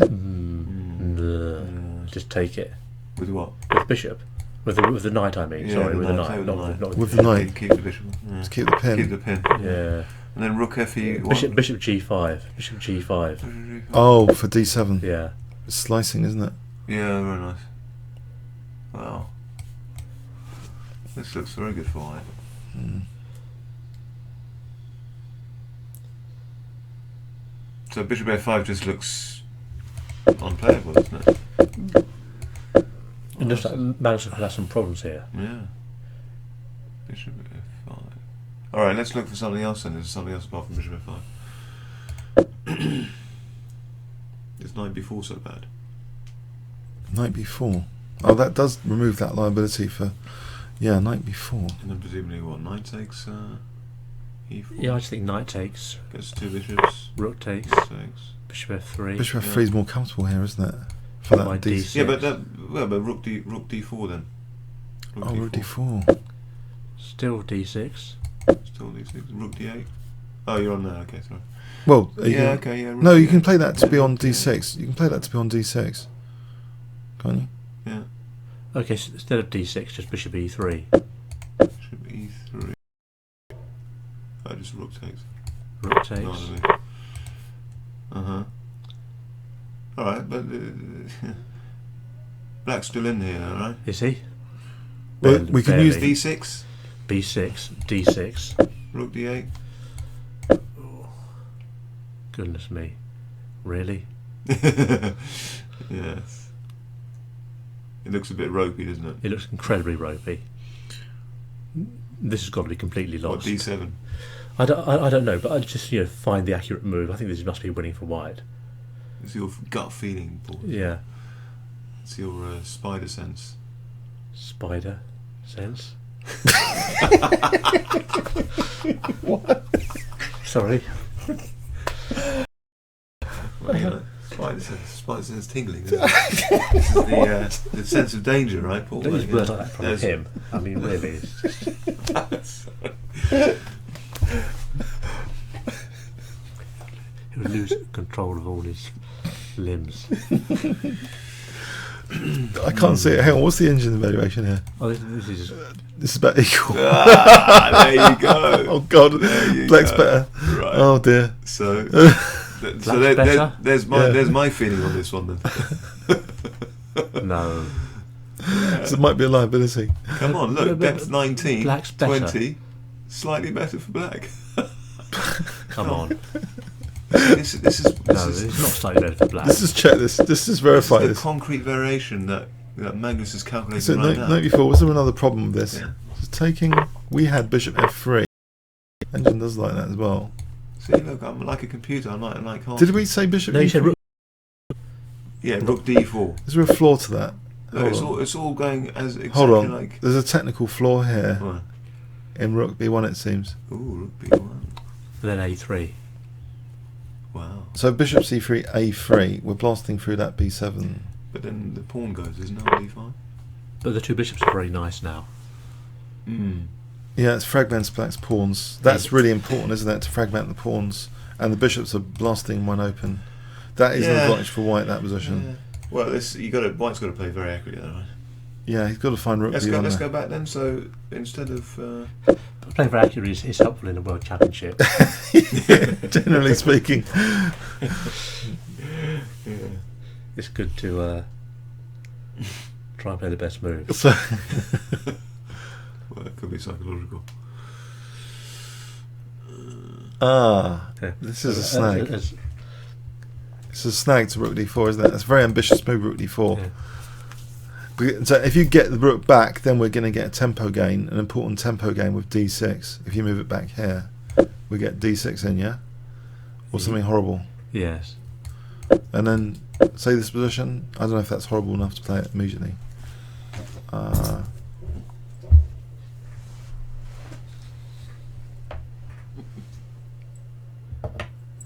don't know, is there a bust here for black? Maybe just bishop g4, f5, bishop e2. Whoa, you've opened up that diagonal. Yep. Well, I can go to h7, I can't. Well, I'm going to b5 as well. Just weakening things, and then yeah. Well, the king can hide on h7. Yeah, it's not about the What king. here? Here. Yeah. It's not Well, about the king. there's bishop f4, but Right. then there's bishop b5. Well, bishop g5. Oh, bishop g5. Yeah, rather Oh, than just f4. stop the rook We d8. stopped in black playing f6 as well. Yeah. Right, so you've induced weaknesses. I think Paul's in this element here. I just, can you hear the enthusiasm that's going up? Paul is a killer instinct. It's coming to the This is fore. this is positional chess. This is Simple chess. positional chess. Spider sense going mad. Adams is called the spider, isn't he? Because of his positional weaving until the opponent's paralysed, and then Is he? yes. Did you not know No. Adams the spider?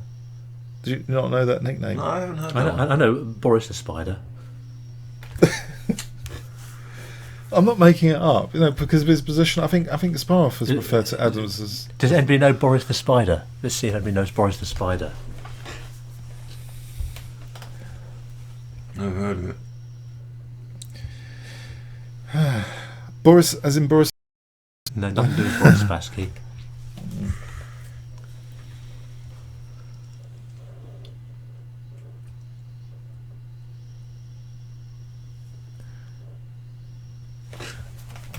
Just What's the time situation? back in a moment. Just going to check to me.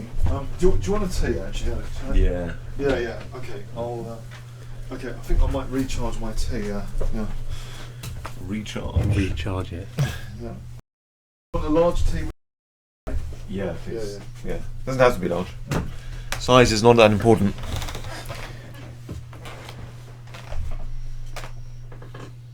Tricky Mickey, yeah, that's the one. I've heard that one.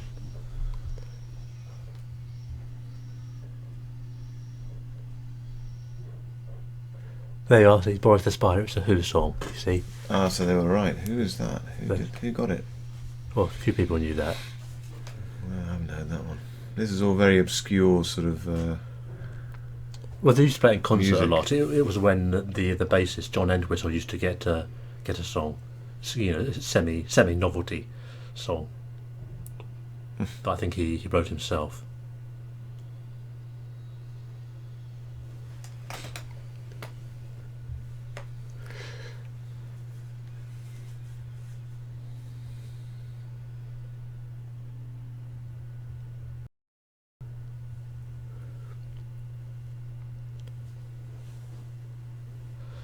So this line's looking horrible for black, isn't it? Let's try something else. Yeah, let's try something else. Let's get rid of that. Let's go back to this one. Yeah. Yep. So what do we think? That was the line. What do we played knight b4, didn't we? I mean, that's So it was a knight b4. so. This is what Magnus has been thinking for some time, isn't he? Now that he's thinking, oh no, I'm losing. You think? not out of the question. I think it's got What serious about? problems. I mean, let's. What about if we do something with this bishop on b2? What about if he plays it back to d7 to challenge? Oh no, you can't. Sorry. Well, yeah. What's wrong with this move? Let's just challenge that. I imagine we just take it. Yeah. Yep. I'll take back.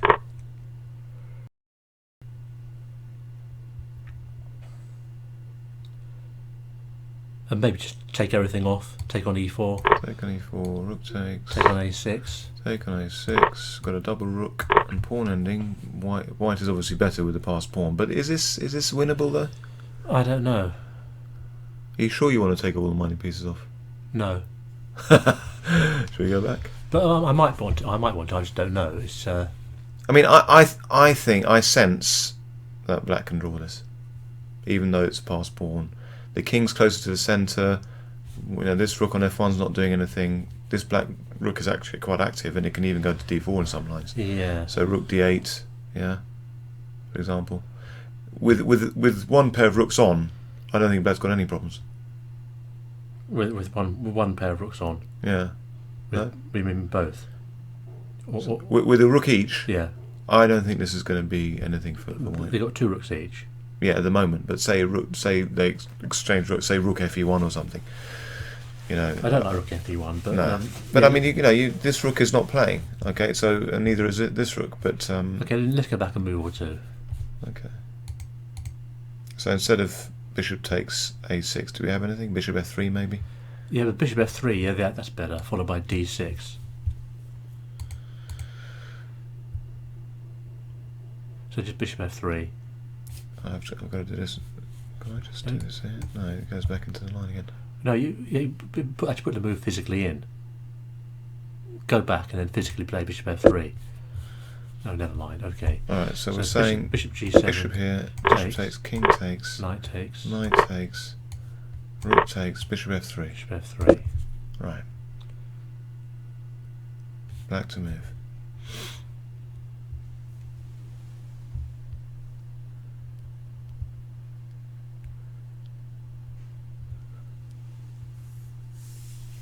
Sorry, I'm distracting you. No, carry on. Where's the rook going? Where is the rook going? Well, rook d4 probably loses a pawn. I think so. Rook a4, attacking the a pawn. Okay, d6. Yeah, the pawn on b7 is on.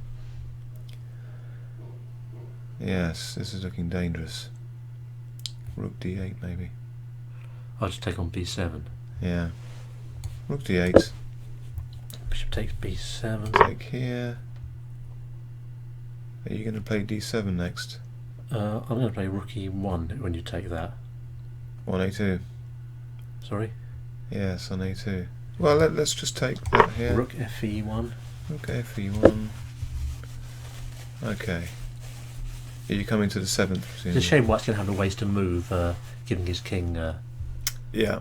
space. That's always the Black doesn't have that problem. How can this knight come into play on a6? Actually, it's c4 with the idea of knight c5, right? Possibly. No, it's got you. Sorry. Yeah. We'll have a look at this line shift work. Something exciting happened. Nothing's happened at all. We're looking at a line where Black's gone back. There's been a load of exchanges. Knight takes e4, and we're looking at this minor piece, double rook and minor piece ending. So White to play here, right? I think we came to the conclusion that if all the minor pieces come off, Black can probably draw. Oh, even with the passed pawn. really? So I think it's better to keep the, at least one set of minor pieces on. Okay, after c4, can White just play? Just say hg3 or something like that. Just say g3. But, sorry, you can't play d7 here, no? Well, that's but, c5. Yeah, but your back rank is loose. Oh, okay. And there's also knight d3 as well. Yeah, Yeah. I think you have to throw in g3 sooner or later. Mm. Wow. Unfortunately. So White plays g3, and then what does Black do? Well, knight c5. Activate. Okay, bishop c6. So you're coming with this? Well, there's knight e6 as well. There's also knight d3. Rook a6 is rather annoying as well. Oh, nice move. You have got rook e8 here. No? Well, no, it just takes and rook takes d6. Oh, sorry, no, obviously not. Yeah, that looks good. Yeah, that's good. So Oh, and this c3 is in balance.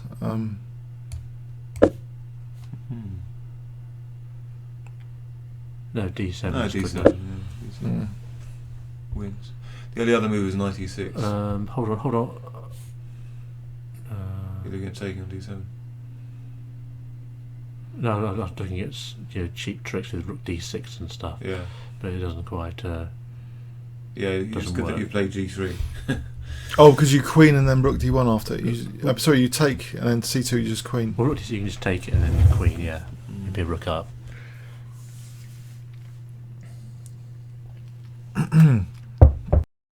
How did you get into this line?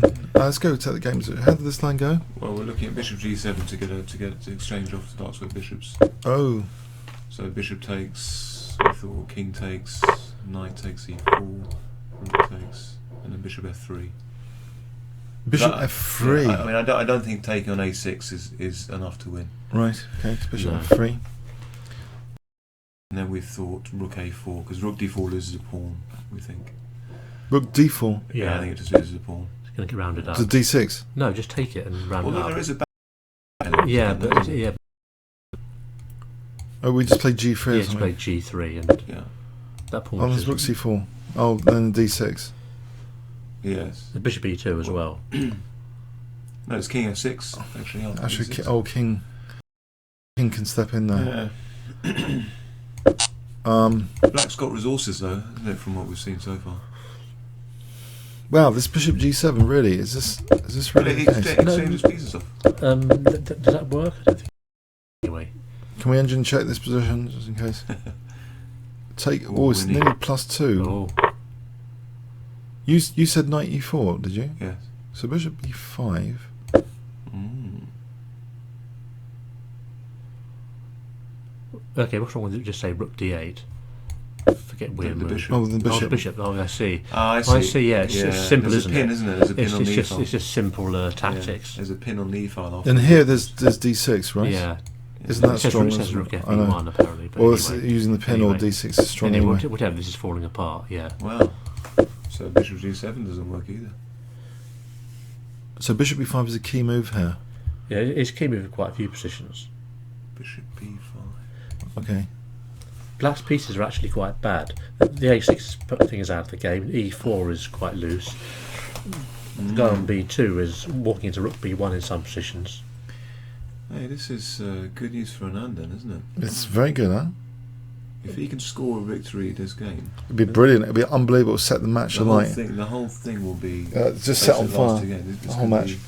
Be set on fire, wouldn't it? It'd be so much tension for the Yeah. last two games. Carlson doesn't handle tension like that so easily. does Oh, you're talking about the candidate. he? London candidates.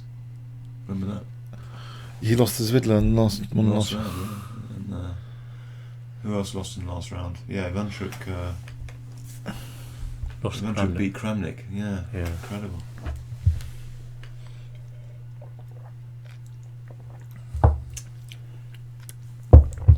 But he must be churning through these variations now, like a computer.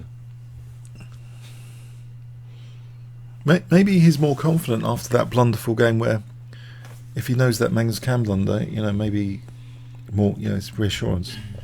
He hasn't been crushed in every single game. He's had a fantastic fight so far. Yeah, definitely. I think he's lived up to his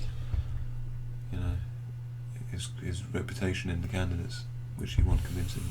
Yeah.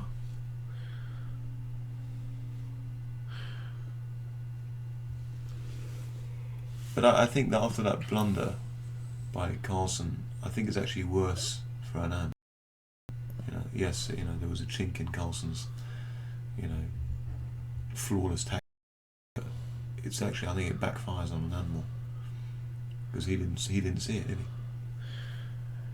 This forcing moves applies to everyone that needs to look at the forcing moves, don't they? Because we can't calculate like computers, but what we can do is those essential, variations where there's much more certainty of certain replies. essential for everybody. So, yeah. I think you're right. Yeah, the forcing moves you have to calculate these things, but fatigue comes into it.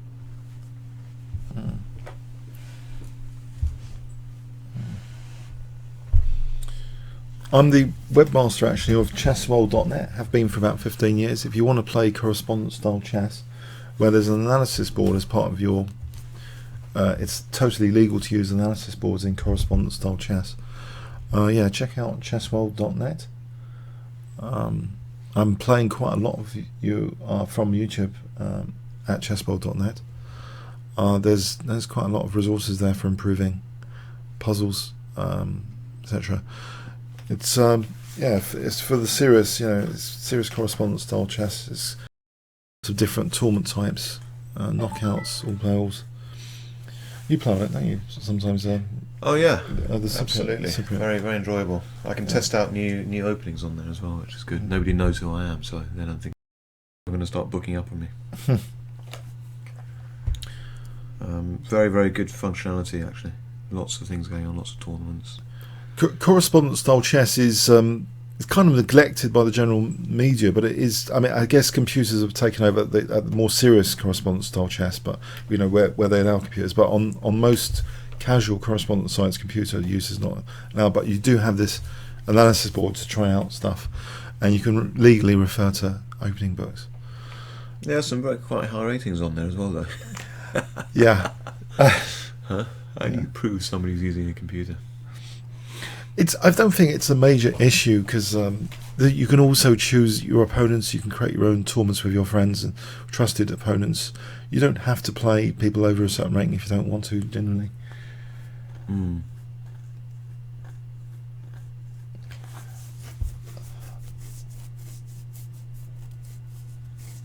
I've totally overloaded though. I've got more than 1,000 current games, and I'm just playing very quickly when I can.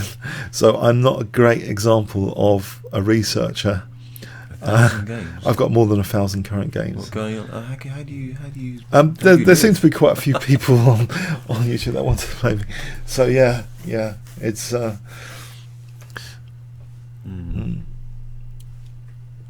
I think a comfortable game load is less than 50. If you're really serious, probably about less than 20. If you're really serious, just play one tournament at a time.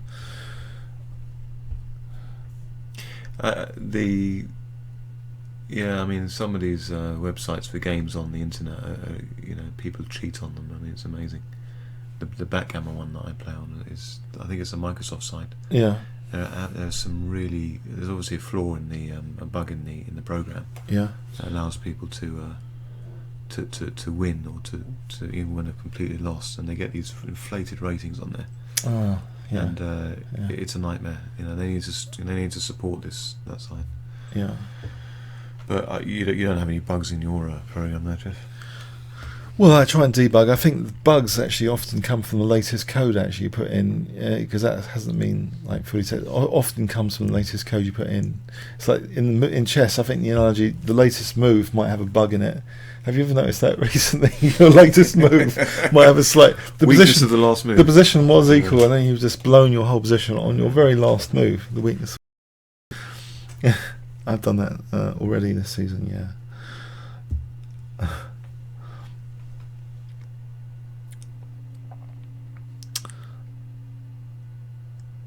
I think when you calculate forcing sequence, you're really showing the power of your own pieces on you. When you see forcing lines, you get to appreciate the power of your own pieces. I think that's why partly it's so important. It's like and any slight weaknesses of your opponent's pieces you're highlighting. I mean, we're highlighting in variations.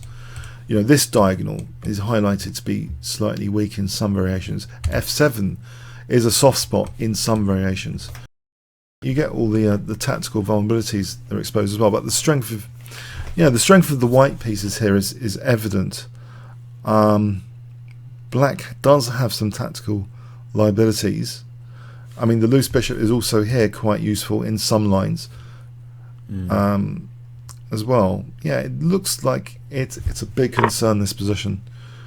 Bishop takes g2. Wow. Now, why wasn't there just bishop takes a6? Yeah, we thought this wasn't playable. Can we? Well, Paul's not here. Should we? Or should we work? Yeah, bishop takes a6 was what.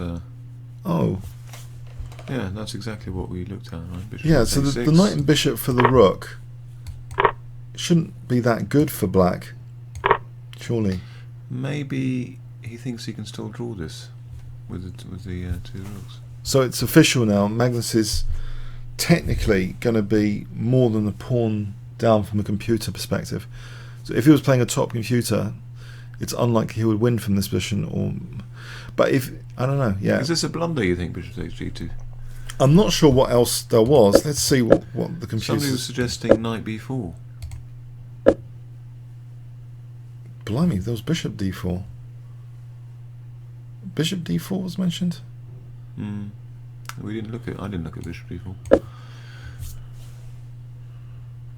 I didn't see that move at all. Bishop d4. It blocks the coordination of the rook on the d file for white. Yeah. So this looks like a big mistake, isn't it? Why didn't we consider this move? Yes. Why didn't we consider this? Knight takes.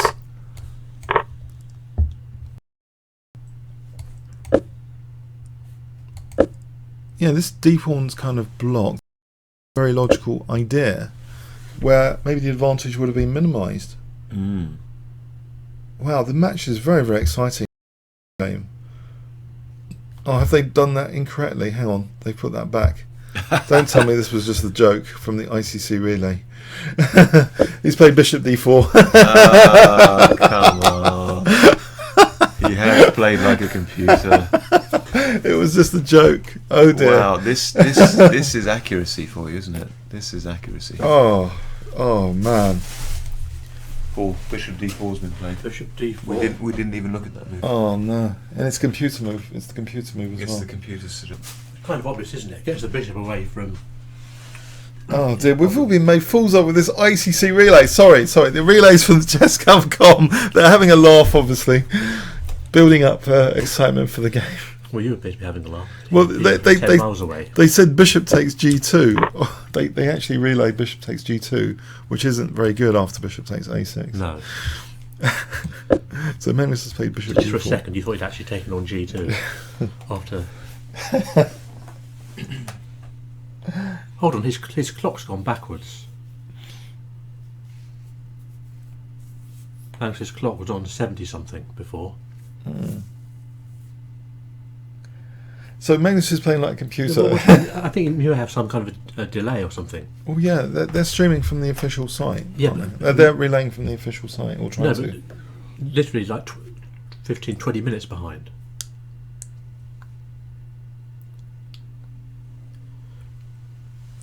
All right, so bishop d4 black should be much safer than what we looked at.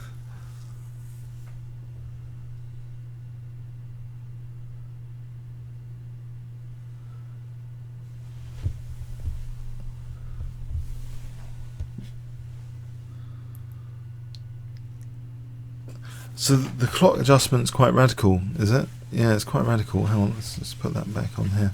Synchronise with this one. Okay, yeah, that was quite a radical adjustment. So, right, so what does white play now?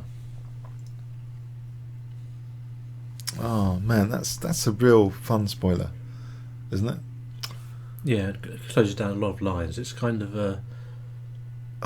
Well, it actually attacks the d pawn now, doesn't it? The d pawn is. I imagine knight takes e4 is the move. Yeah. Hang on, that puts into doubt knight g5 actually. Couldn't No, he if he had played d6 here? No, white gets the two. He's gone up to 98 now. What's happening? All right. Well, don't worry about that. They're adjusting it. But d6 here would have been. Was that the top engine move here? d6 it was.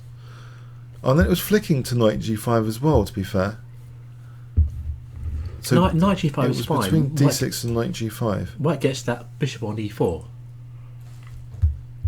Actually, that was the top engine choice as well. Then at depth 21, 22. It's Flicking between d6 and knight But g5. knight g5 is a natural move. You take the bishop on e4, Yeah. and you've got the b file, Yeah. and the pawn is secure on d5, protected by the bishop. Uh huh. Yeah. I mean, D6 looks natural as well. Pass pawns must be pushed. Why isn't D6 natural as well? Well, D6 seems to be the main alternative, but it's quite risky. Back and play bishop D5, and then try and round up the pawn. Bishop D. No, in the game. Oh. No, not with position. The game. Why can just play knight takes E4? Yeah, let's have a look at knight Okay, takes that's E4. It's just the natural move. Knight takes E4. rook takes- Right, stop that. Right, From so Bishop we'll F3. go- right, No, bishop- or yeah, bishop F3. Yeah, it's a nice position for the bishop. Alright, where do we go here? Still looks better for white to me. Yeah.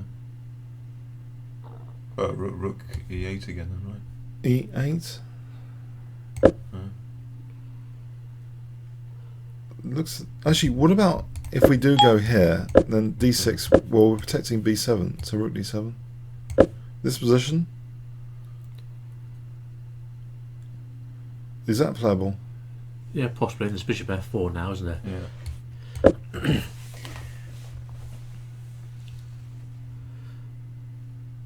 And now I'm going to go for my manoeuvre from before with bishop G4 to E2. To I create see, that yeah. F5 weakness. That's a very key weakness creator, isn't it? Actually, here. Do you not think? It's a key.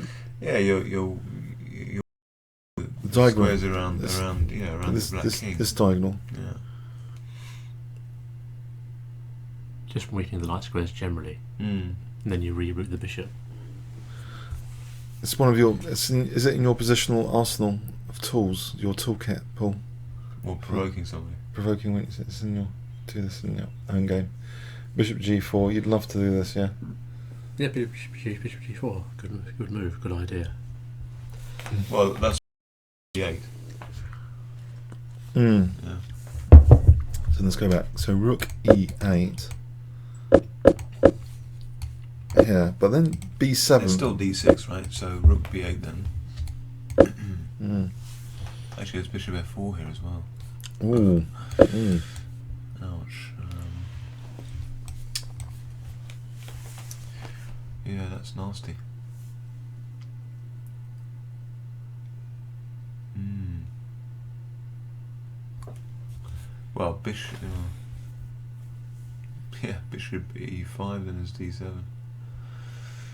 Yeah, that wins for white. So no, this is not playable. So yeah, maybe Rook E7 is the only move. What else is there?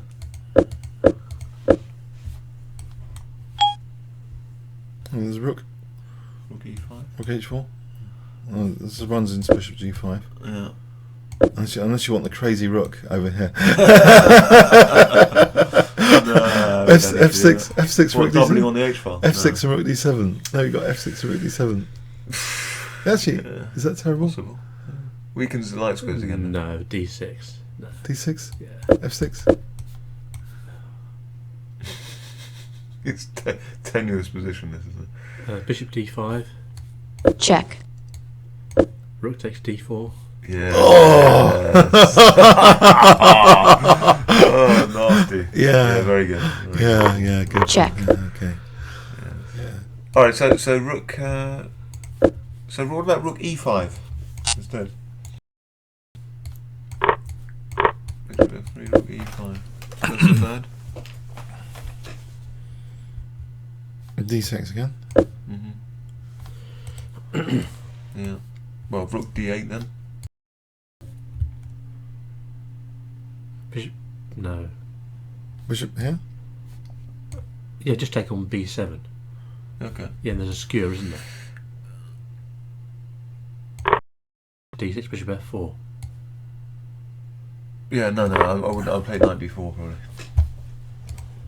Yeah. Actually, the Rook on E5 is a liability. Well, then you white protects the pawn with bishop F4. Yeah. So maybe E7 is the only move for that rook.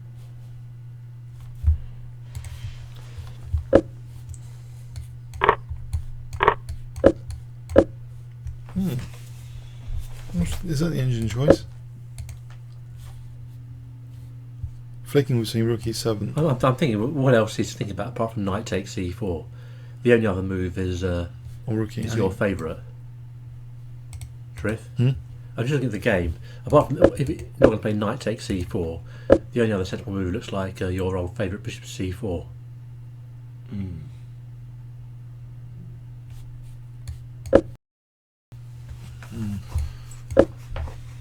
That's equal immediately, Equal? apparently. Is it? Oh, put the thingy on. Actually, D5 is attacked. There's d6. I just played bishop d5. Yeah, you got the d5 square. Okay, so maybe knight takes c4 looks more natural. It's forcing more. It's the forcing move, isn't it? The forcing move. Don't you? And It forcibly gets the two bishops. Yeah. protect the pawn. So it's a toss up between here and here. Is he skating on thin ice? Mayors? Skating on thin ice. Well, he's going to have to go up with some good moves, but there aren't that many pieces left, are there? Well, he's Norwegian, so it's quite cold there. So he's probably got a bit of practice in that. You mean skating on thin ice? Yeah.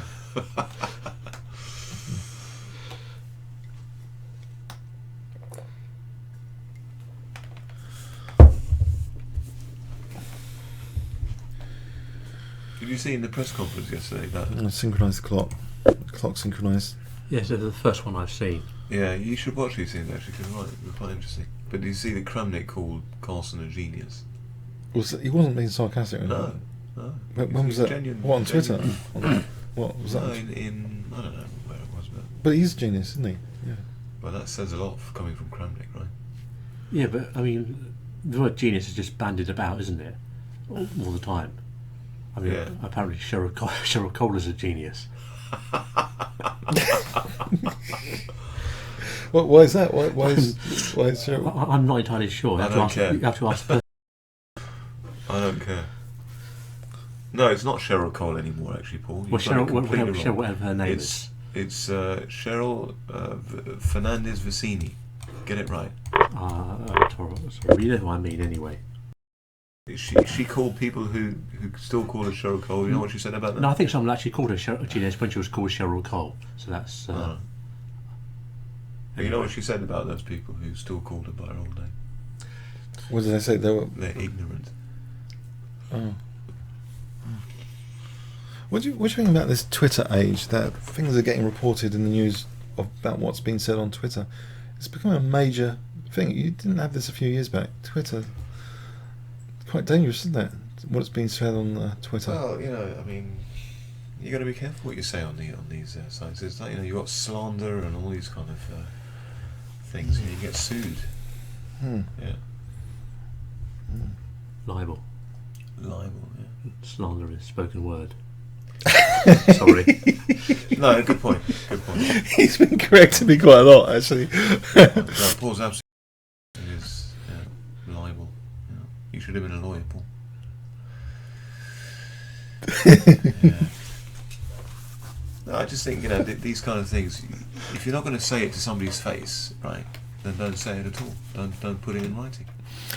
But Simple rule, isn't it? the original culture of Twitter, though, was for light-hearted, banter. Yeah, wasn't it? People felt kind of, I guess, relaxed, and you haven't got that many characters to play with. Yeah, but they brought a new law in the UK about people posting images, especially of a sexual nature, like ex-girlfriends On Twitter. on Twitter. Yeah, somebody's been done. It's pretty serious stuff, isn't it? Yeah, it's a criminal offence now. Yeah. And quite right. Yeah, because it's Quite such right. It's it's personal it's a information. bullying medium potentially. Anyway, why would you allow somebody to film that? Right? Yeah. You're asking for trouble. It's like all these videos, like what's her name, ex-Baywatch star. The porn video that she did with her boyfriend was stolen or something. So there's a lot of this stuff going on. You wonder whether this stuff was actually stolen or they actually released it. Yeah. Just to get publicity. Uh-huh. There's some Brazilian glamour model that has basically just been the same things happening. Somehow broken into a house and and you just wonder, right, whether they do it deliberately to get more publicity, because it works in their favour at the end of the day. Oh yeah, there was an expression being spoken out is better than not being for publicity. Yeah, any publicity, bad publicity is as good as good publicity. There's no such thing as bad publicity. Exactly, yeah, Yes. exactly. There's no such thing as bad publicity. Incredible. Depending on who you are, I suppose, isn't it? Sorry? And depending on who you are. Unless you're Roy. Roy. Yeah, okay, well, that's a game anyway. Anyway, they played like. So Okay, so he's taken on e4. Right. Took his time on that. Is there anything else apart from bishop f3? I wouldn't say so because it seems entirely logical. This configuration, target b7. Doesn't it? Yeah, it's bishop f3 fairly quickly. I think rook e7 is, to me, more likely than rook e8. The clocks are back to... Do you think rook e7 or rook e8 for you personally? It's difficult. You have to work it out, don't you? You have to actually analyse It's it. a question of calculation, yeah? Yeah. Not evaluation. I'll try and mix both. Calculation without evaluation. I But mean, you can't make an instinctive decision. You have to actually look at White's ideas.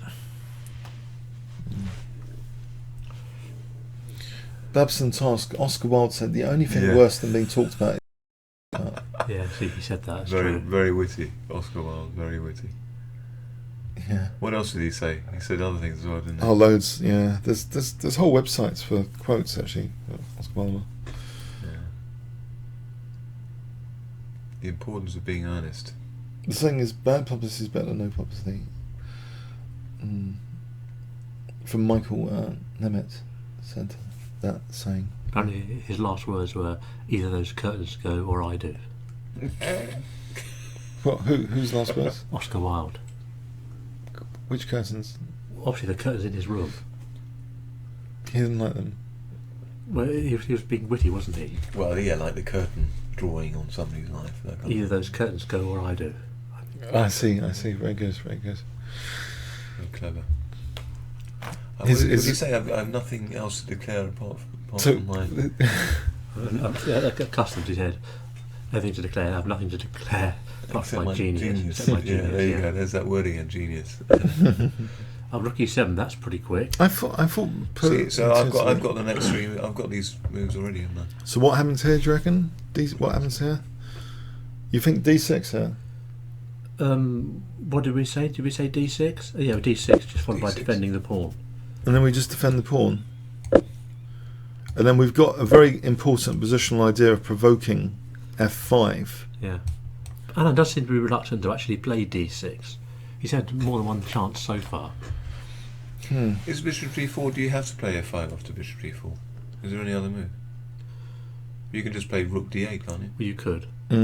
Yeah, Not being provoked, and Yes. then bringing the knight into play somehow. that's a good point. That's a good But point. then bishop g5 hits rook again. No, you lose d6. Let's give an example move here. King g7, yeah? Okay, Okay, bishop g4. we play here. Now, if Bishop- here, Yeah, rook yeah, takes you're right, d6. Yeah. Okay. Yeah.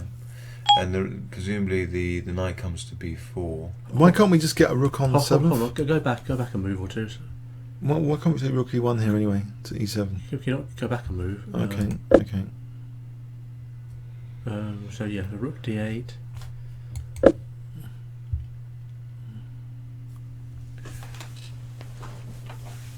Well, you're right, I think, actually. Yeah, I agree about rook e1. Yeah, why can't we That just do looks this? logical. Get this rook to the 7th. Looks, Then we're threatening bishop e6. looks pretty horrible to me, actually. Well, can you stop it?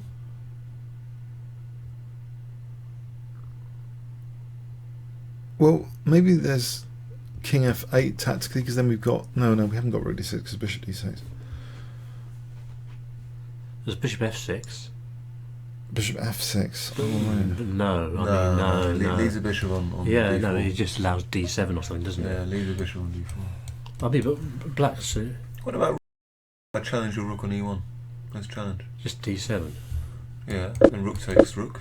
Yeah. Check. Rook takes. Okay. Apparently Knight missed So out. that's the end of that. Well, there's king f8 No, here. there's rook d8 as Oh, well. or king f8, bishop h6. Isn't there rook d8?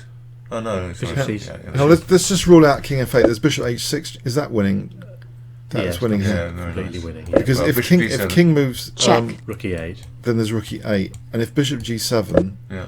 then just rook e8 wins a piece Or here. we just take on then Check. take on G7 Oh, first. take on g7 Even simply. stronger. Yeah, Check. just take it here. Right. Very good. Yeah. So that's losing, right? The rook E8's losing. So you can't challenge the rook. No. Well, it seems on our evidence. Well, let's just go for. Let's activate this knight on on A6. What about knight B4 then? Right. This is absolutely horrible. Actually, we've got knight d5. Yeah, knight D5. Oh, knight E5. That would stop the entry point. Yeah, let's do that. Forget about the a2 pawn. We need to stop that entry point. Yeah. Actually, That bishop on D4 is so strong.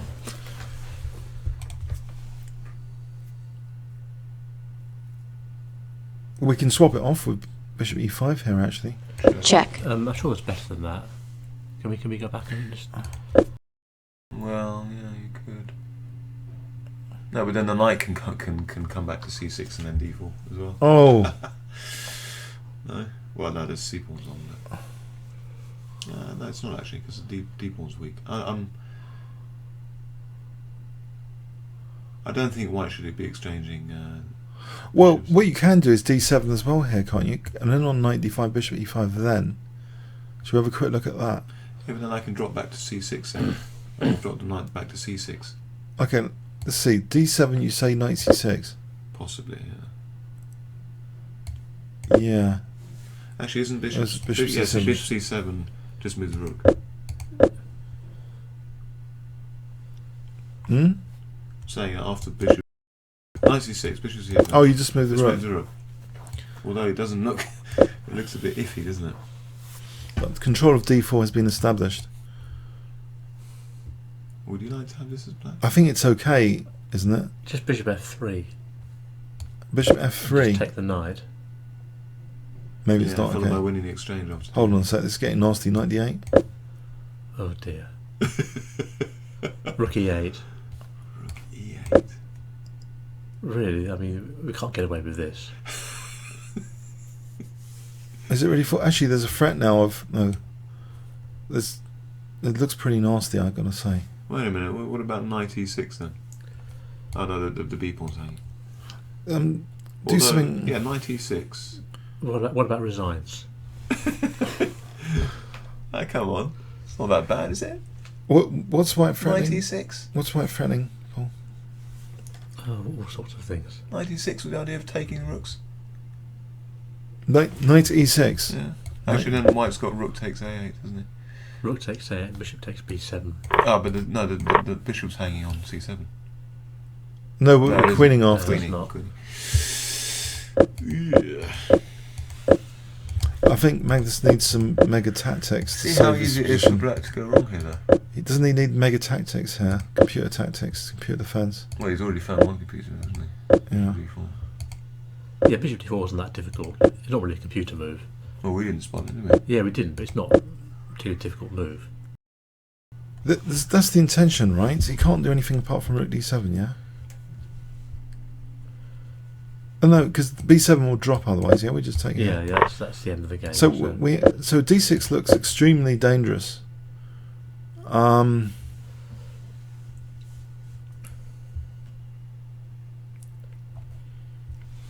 Alright, rook D7. So here we're saying bishop f4, yeah? Yeah, to defend the pawn. Yeah. Actually, do we need to defend the pawn? Maybe do we or not? I don't know because B7 is on. Oh, True. so maybe even bishop. But, Oh no, but they're protecting but a6. Yeah, so I'm not sure. I think we probably, we So- probably do need to defend it, but it's close. Now, what about a move like G5? Is that ridiculous? Trivial like that, start a kingside pawn storm, That's a good point. G5. Yeah, no, G5. Well, just bishop D3 then. then play F5. F5, yeah. No, bishop D5 and bishop Yeah, this is weakening. Bishop too. d5, Check. bishop E6. bishop e6. Yeah. No, Just in time.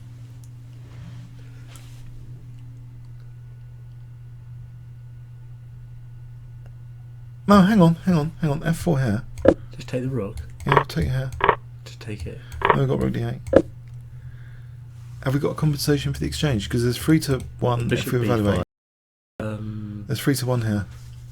Bishop's quite good on d4. Yeah, but you're a full exchange down. Yeah, play on. It's Oh, do you cripple the pawns? Full exchange now. No, hang on. I can protect Probably- that pawn. probably winning. I can protect that structure. This is winning for white. Yeah. It's not entirely trivial, but this is winning for white. Although black does have 3 pawns against one on the queen Which is side. valuation favours white. Okay. It's not Slightly, huge, it's is coming it? down a bit. Bishop g4. It's not gigantic.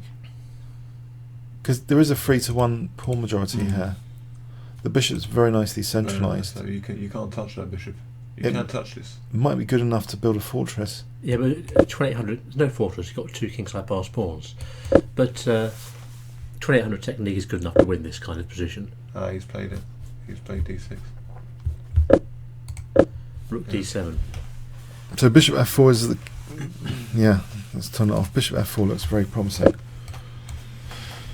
So it's got a positional threat, provoking a weakness on this diagonal. Swing back. Bishop f4. There's no other move. Bishop f4. You could save time on the clock. Bishop f4. And Surely there's no other move. Anand the grinder today, isn't he? You need to keep that pawn. Anand is the organ grinder today.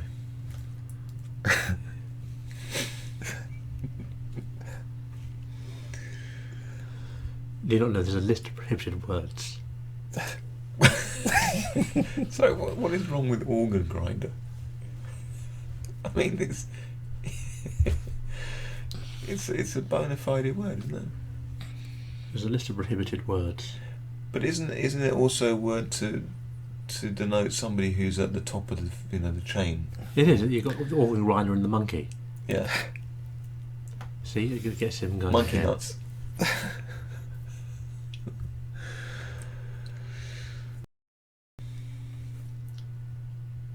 You know, Anand is doing a bit of bumping and as simple as that, really. You might as well do it back to Carlson. Yeah, bishop f4 seems incredibly strong. I mean, it just looks like a big advantage here, positionally. But Magnus is, if anyone's going to be resourceful, it's going to be Magnus, isn't it, from this position, yeah?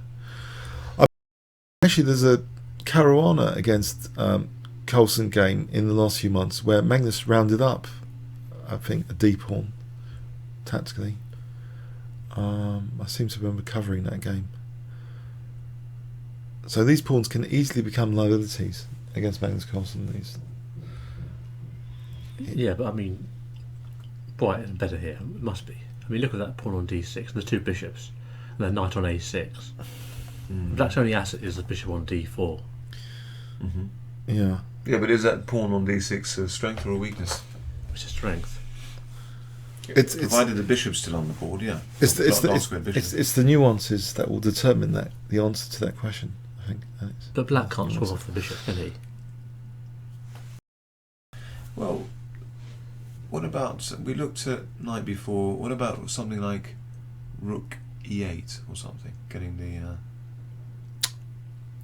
the rook off the diagonal? Well, rook e8 could run into rook b1. Rook b8. Oh, yeah, because any b6, there's bishop c6, right? Ah. So what do you do about b7 here? That idea comes up a lot. If you play, if we go back... Knight b4 instead? What about, hang on, rook b8 here, how is that busted? Well, now the I just play bishop g4 again. Same idea. f5 and bishop e2. Alright, and, so multiple... Nice. Actually, threatening bishop takes a6 here, Yeah, I am. because of that pin. Well, let's go to b4 again, knight b4. This is just going off the board, a3. Knight d5. Oh, you're pinning on you. Yeah. That. Actually, I'm not going to bother with a3. You can go to c6, so don't bother with a3. But anyway, just play bishop c4. Yeah. So that knight. Bishop c4 and bishop e6. Check. I don't know. Maybe is Bishop f5? e6. I mean, no. Is f5 necessary? d7. Is f5 necessary? Um, Because in all the variations we've looked at, after f5, it's always been good. But the rook has to move away, doesn't it? If not f5. Yeah, and then the b pawn's hanging. Well, no, it's not. After bishop d4, just what, rook d8 then. Yeah. Okay, black's move. Oh, sorry. It's black's move here. So we were looking at rook e8, and we said bishop g4. Oh, just retreat. No, rook e8, rook b1. Yeah, rook e8, rook b1. Oh yeah. What about this exchange sec idea? We play. No, we can't even set the exchange. We're going to be blown to bits if we set the exchange. No, it's unpleasant, isn't it? Very unpleasant.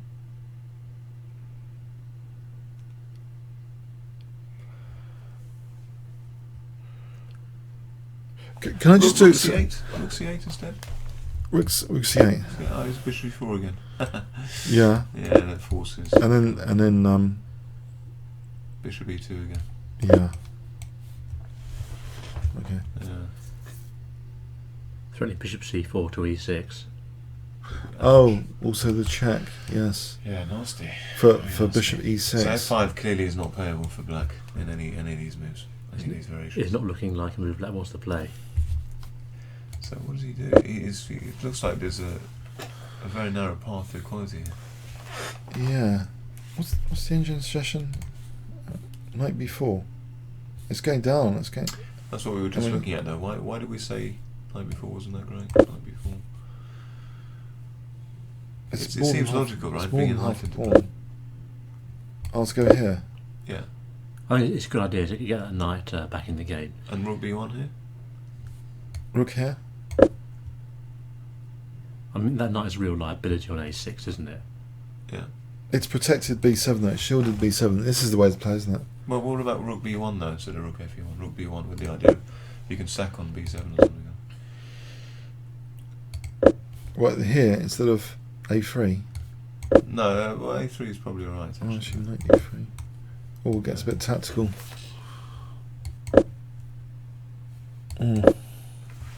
Pawn's getting surrounded actually. So that's a bit tricky, isn't it? Knight b4. That's a tricky knight. It's time to use that tricky knight there.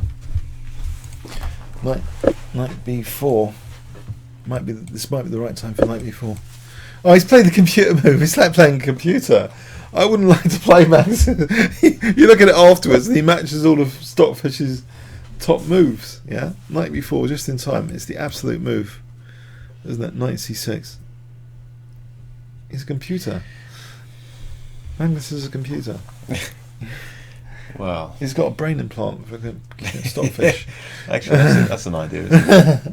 Let's get an brain. How are you ever going to track that?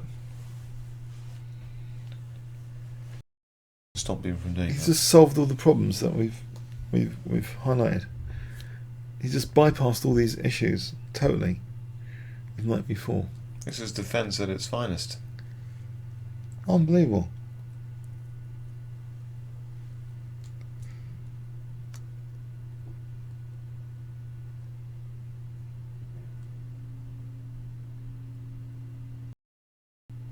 The knight coming to c6, yeah, it solves this diagonal pressure.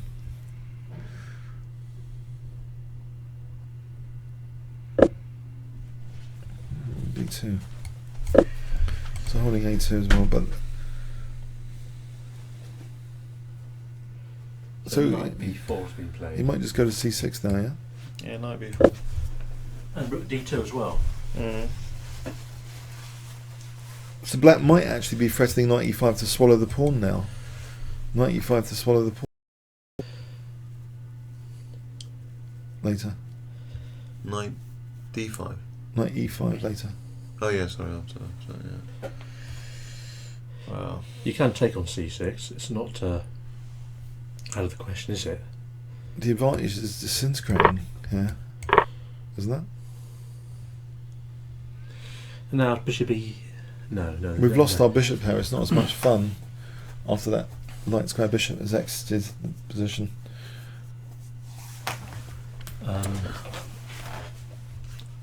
Probably holds, isn't it? Well, rook b1.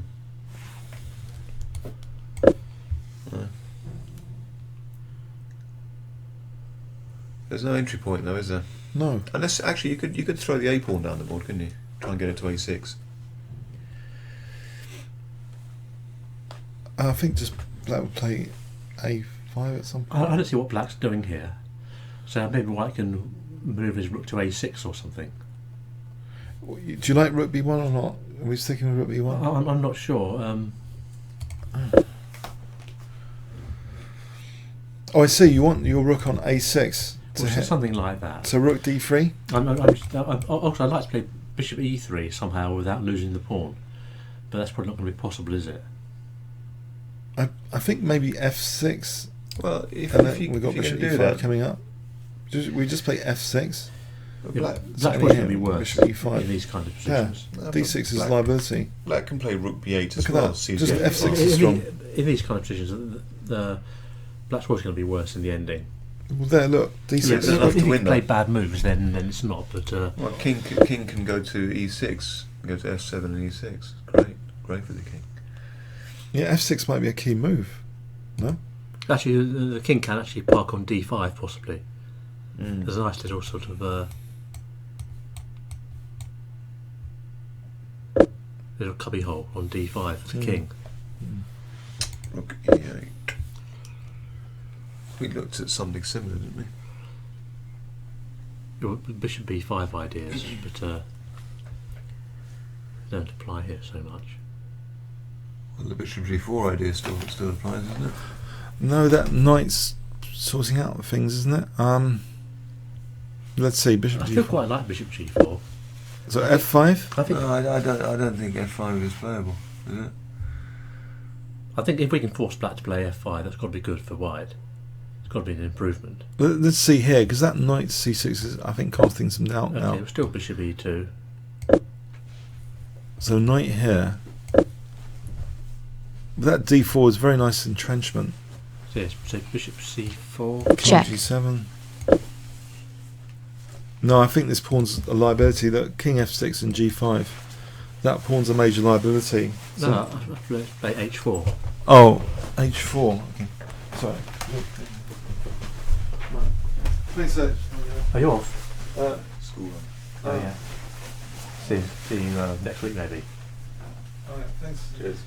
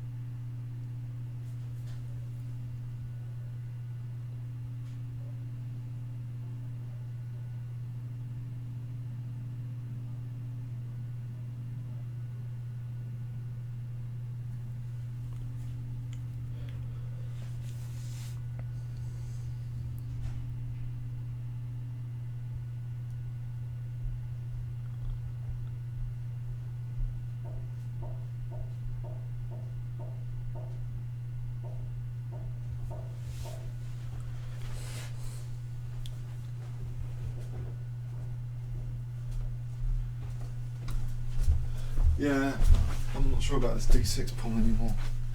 It's a liability. It's been slowly proven to be. You're thinking black's better? Well, I can see Magnus. He's got a track record of d6 pawns surrounding them. But black is not better.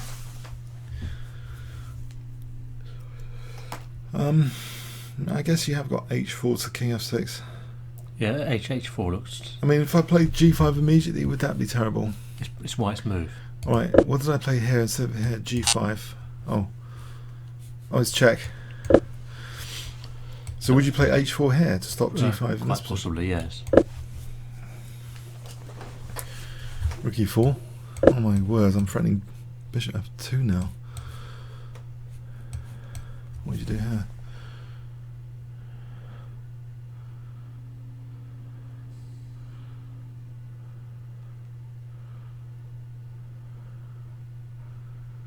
This pawn seems to be being swallowed, to be honest.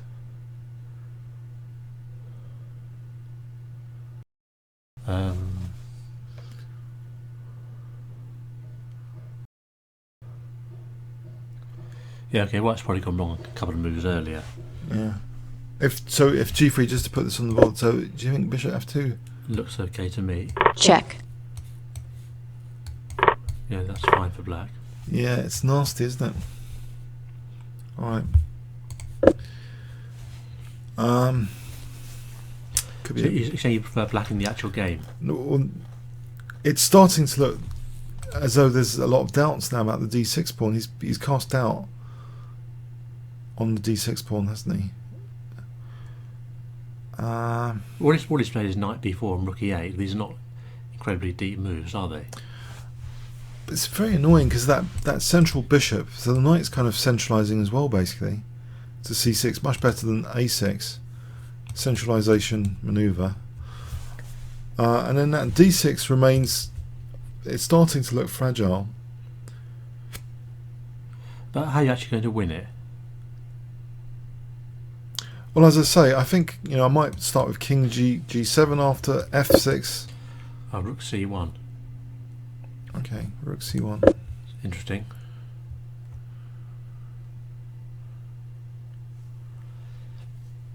What's the idea of rook c1? Is it an exchange sack? No, it's too slow, isn't it? It's too slow. It's going to back. There's no, the back row's too weak as well. It's not threatening any exchange sack or anything. I can't see It's it. just No, it's no. far too slow. So if knight c6 here,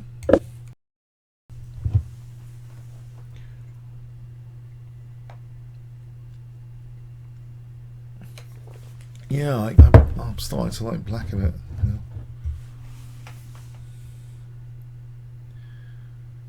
What should we do a poll vote of this position?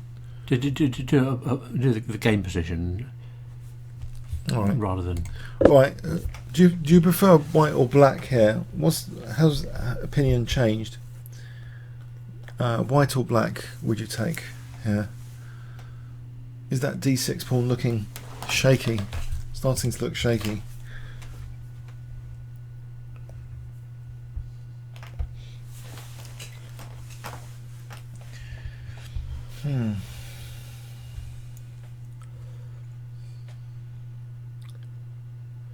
What move are we on?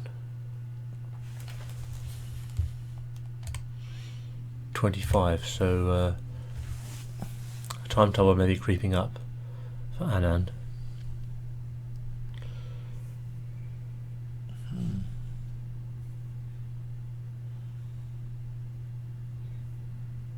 Draw.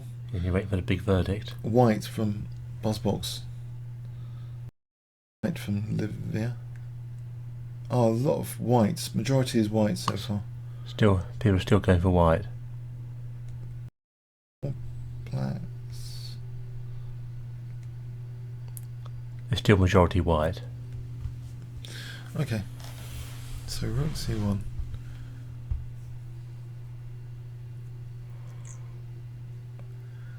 But what's the idea of rook c1?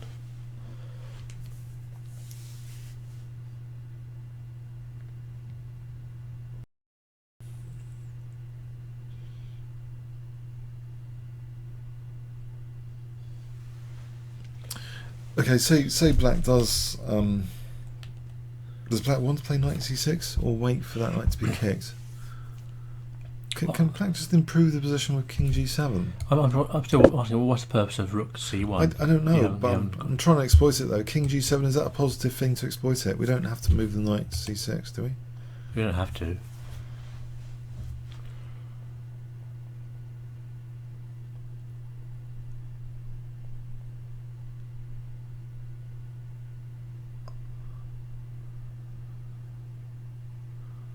Has White got ideas of taking on D4 and Rook C7? I mean, not immediately, but maybe after playing H4 or something. That makes King G7 useful because then we've got things like. Yeah, but no, you're not going to start mating attack. It might be annoying, the use of that H file. You're really going to have to play H4. Well, no, but I think H4 could be the most useful pawn move.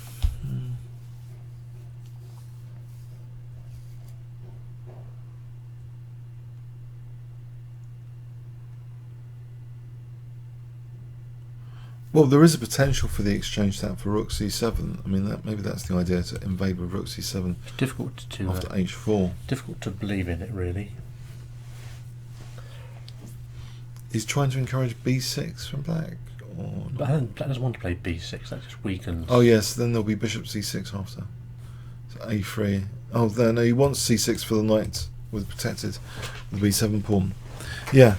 So I think either King G7 or Knight C6. What's wrong with Knight C6? Seems logical. It's just centralisation, isn't it? Knight C6, top engine move. Seems about equal Knight C6.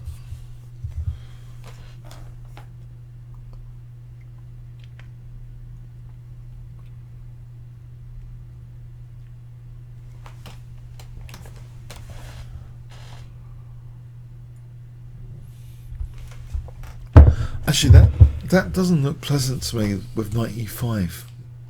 Yeah, to try and win this pawn. Yeah, black's never going to just be able to win the pawn for nothing.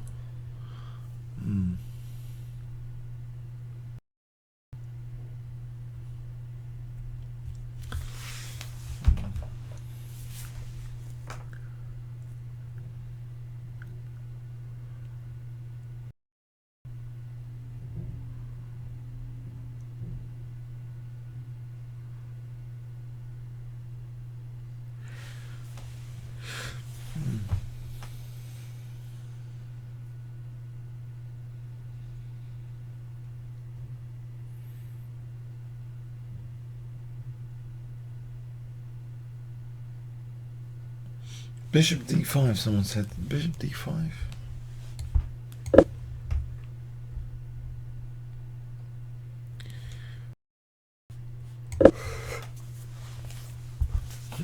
Pardon me, this doesn't look. I think black might follow with B6 and then threaten Rook D6. Yes.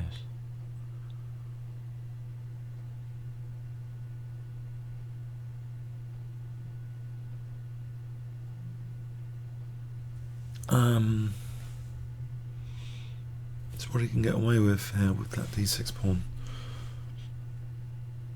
I quite in Blitz quite look. I'm looking out for tactics when there's an advanced pawn like that. Obviously, you do tactical ideas to try and win such a pawn to prove it's a liability. I don't really understand Rook C1, and I don't like it much either, because I don't understand it. If I knew what the idea was. Yeah. Well, the engine mentioned Rook B1 or Bishop G4. In fact, yeah, Rook C1 wasn't there.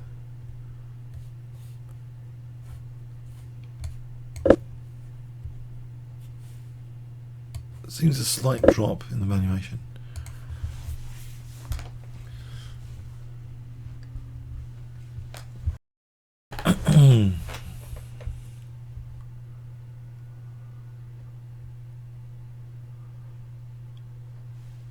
Been a miserable day today, isn't it, Paul? Been downcast.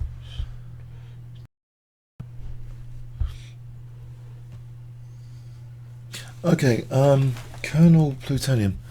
Bishop takes And G3. G3. I don't know, I might be tempted for F6 on G3. H4. Yeah.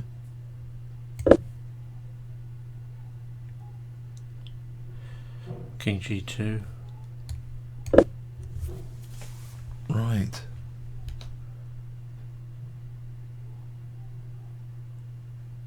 This position. Okay, let's try Rook G8 for a laugh. Rook E1. Take. Bishop E5. Oh, we can't wrench that pawn that easily. Okay, yeah, there'll be multiple weaknesses. Okay. So Rook E6 was played. Right. Well, that's positively encouraging Bishop G4, isn't it? Yeah.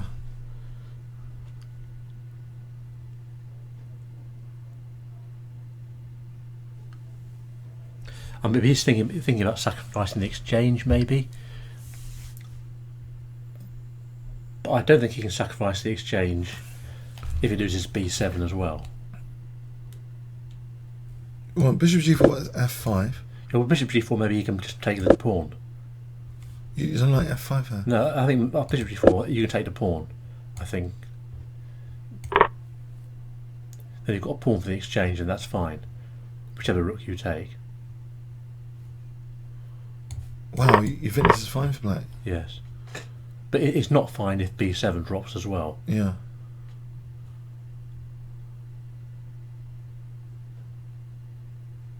Yeah, so this position, knight C6, or moving the pawn, maybe knight C6. Maybe we want to keep the knight. Yeah. I think it's fine with the bishop on D4. Should be okay for that. But I mean, oh, H4. H4.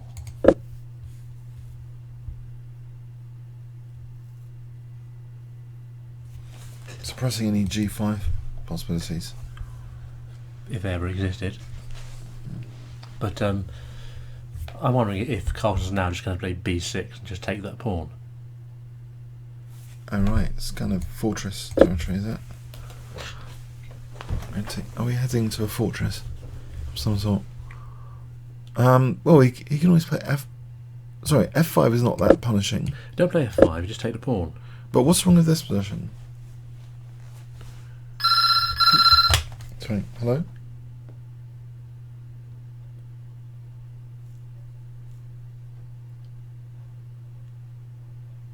Sorry, a bit tied up. Sorry, a bit tied up.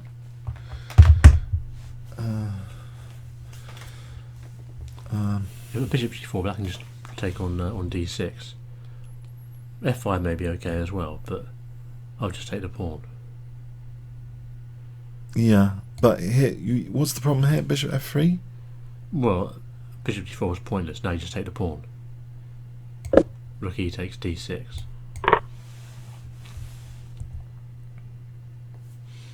You're a big fan of this exchange sack here. Petrosian was routinely doing exchange sacks. Are you sure you're not influenced by Petrosian? I probably am influenced by Petrosian. Or is he influenced by me? He's before you. You're playing at the same time. Maybe I influenced his style with my early 80s junior games. No? Oh right, yeah.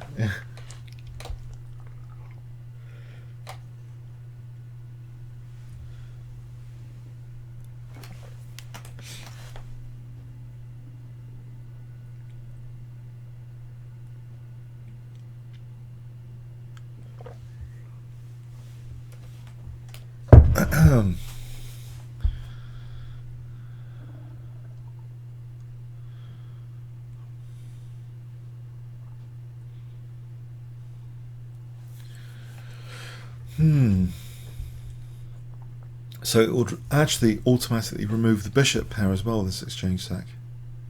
Yes, that's another key point. It would reinforce black's central control of d4. And black's bishop on d4 is a permanent piece that with no challenge. counterpart. So permanently enjoying the dark squares without a counterpart. So actually, I think it's true to say that possibly White would rather swap his f3 bishop for a rook, because then it can at least challenge with the other one. But then again, black maybe just replace it with the knight. Tricky now, isn't it? Tricky.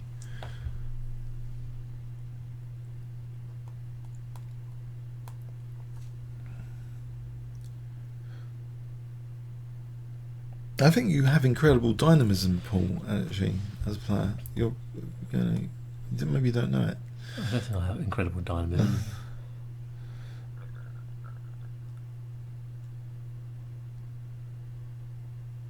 But you have to have a certain degree once you get past 2200, don't you?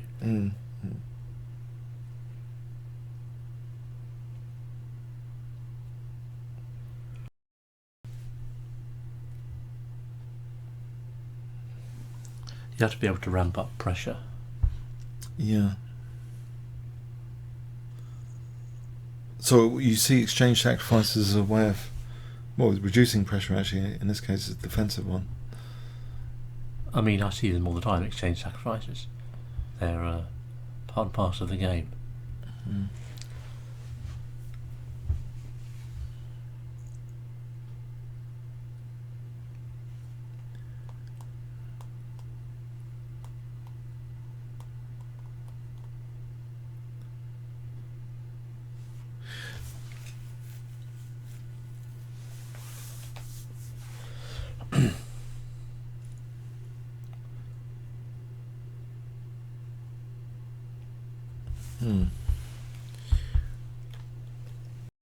Someone mentioned B6. I don't think B6 works. Actually, here, the problem with B6, as noticed, is A3. Where's that knight going? yeah, the knight hasn't got these two squares, and then we can make A6. well, we can sack the exchange as you mentioned. Maybe here. Is that any good here? Yeah, that's fine. But The knight could come like this. he's not sacking the exchange at all. He's playing bishop E5.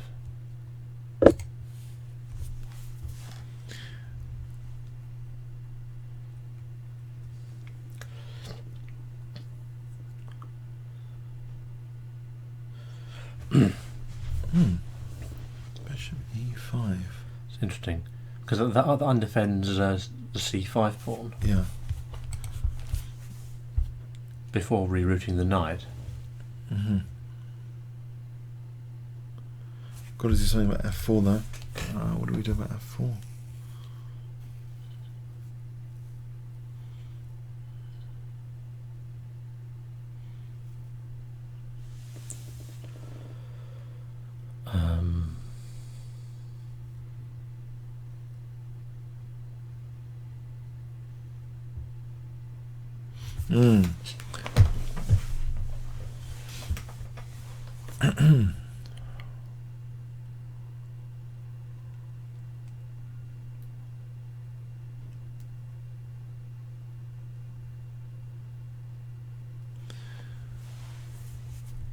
We've got A3 at some points. Maybe Interesting. six. You're retreating his bishop from that. A3. Don't you think you're retreating that bishop from that great square? Yeah, it seems paradoxical. Undefending the C5 pawn. Yeah, Don't get the rook on D2. it seemed like, just aesthetically, it seemed like a nice piece to keep on D4. It's a nice central location. I mean, is it a move of genius? I don't know. Or is it not so good? It's not a move I would consider. He just seems to be getting rid of his best piece. This position here, if we have F3 here, sorry, A3. He's taken it. Yeah. What's wrong with A3 here? Not an awful lot. Strange game. In fact, we could take on C6 and play F4. Hold on. Can we You know, on knight C6. hold on? Well, on knight C6. I think we could take that. We could take that and F4. well, White's hardly going to be losing this, is he? Well, mind you, rook D5. Well, I can always play rook C2. Oh, we can take on C5. Yeah. We can play rook C2. instead of f4.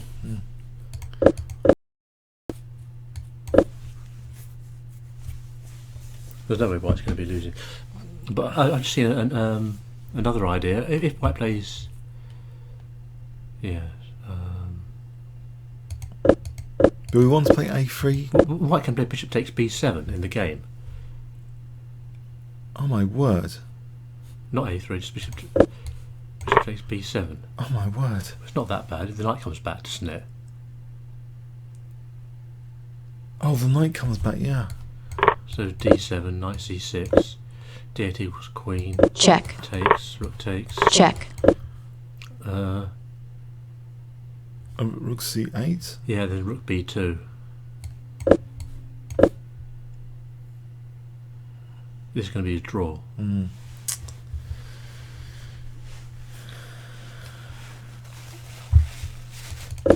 Good spot though. Bishop takes b7.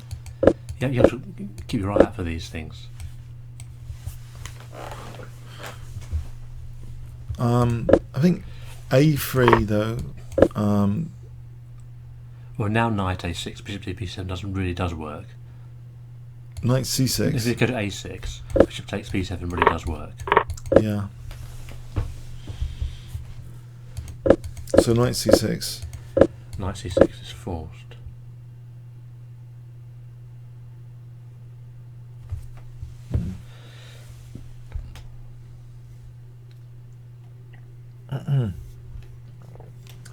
So you think here we could just take and then double on c5 and draw?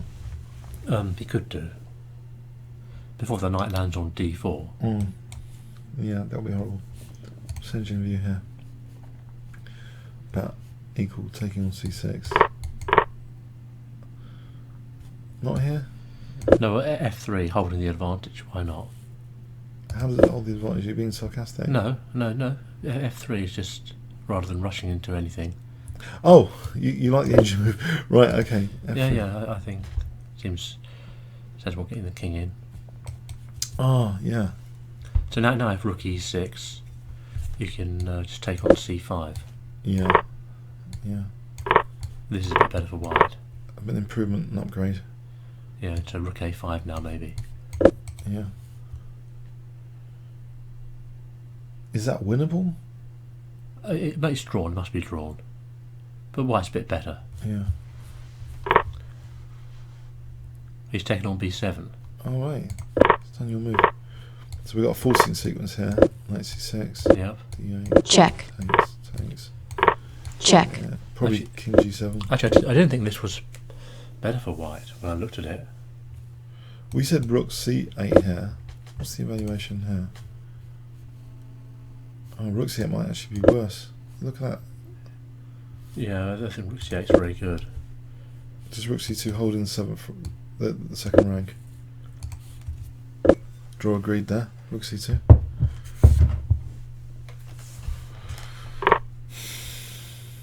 Because we're equal on pawns, right? Yeah. This must be important to hold that seventh rank against rook b2. Yeah, rook c2 is nice.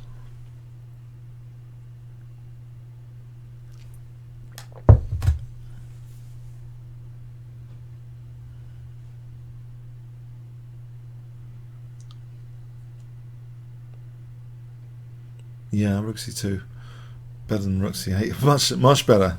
keep the counterplay at bay. But of course, Rook black c2. play rook c7. I mean, if anyone's fractionally better, then it's black.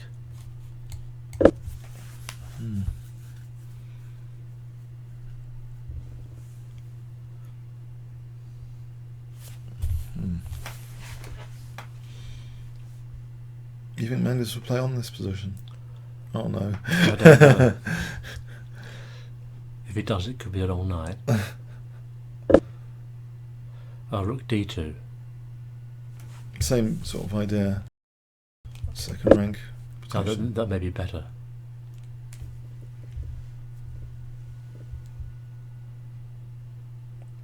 Yeah, you can double on c5.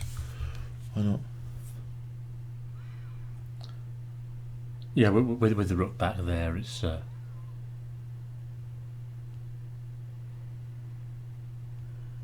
It's pretty drawn. Yeah. Well, that was very exciting in the variations, at least. It's not over yet. You never know.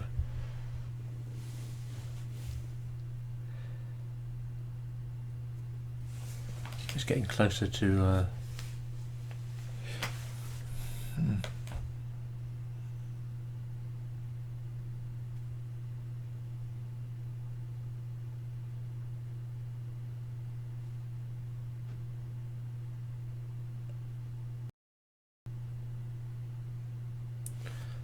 Finish.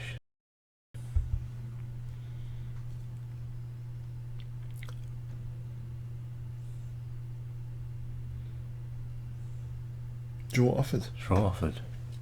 Oh, that's interesting. Draw. They agreed on draw. Have they? Oh, apparently. I think the clocks, are they going to stop soon on that? Yeah, draw agreed.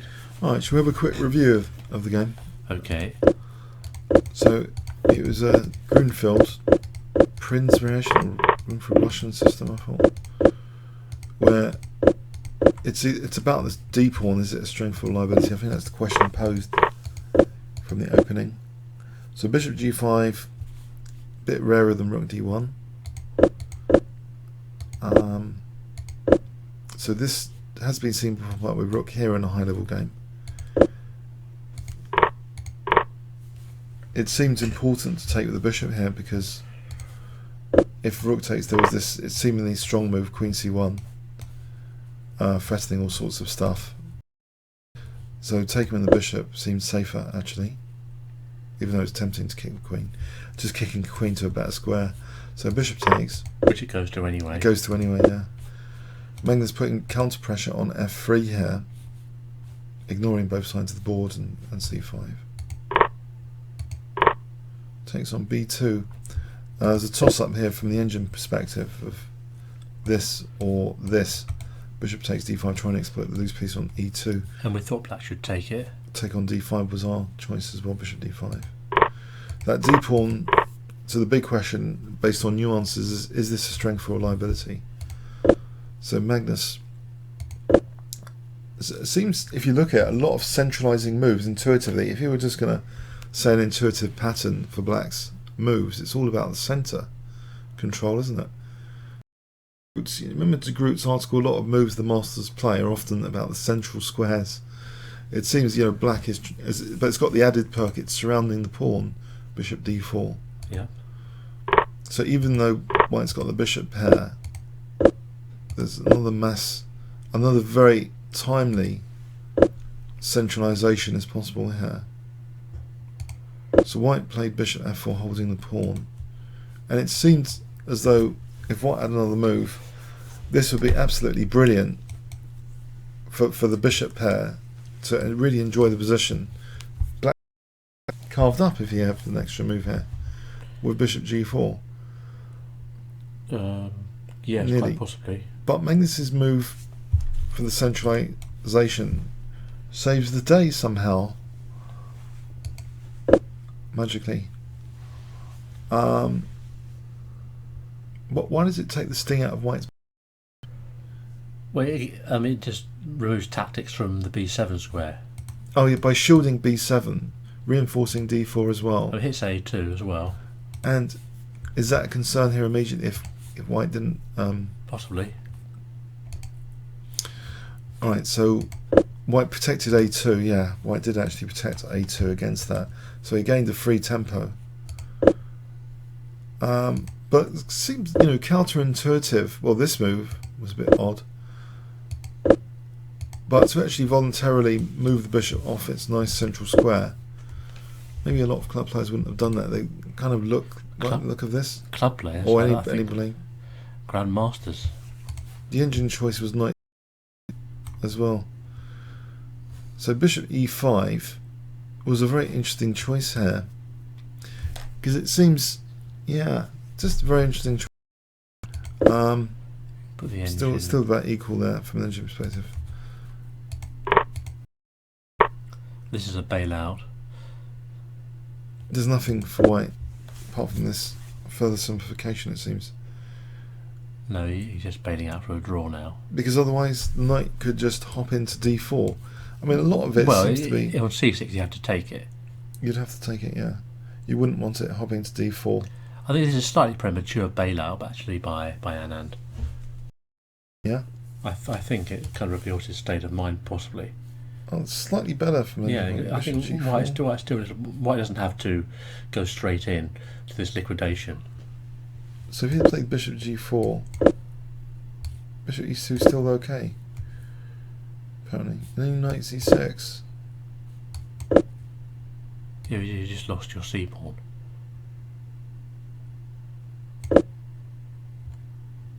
Yeah, it Yeah, seems. well, you're just playing random moves. Sorry, as hold usual, on a sec. So bishop e2.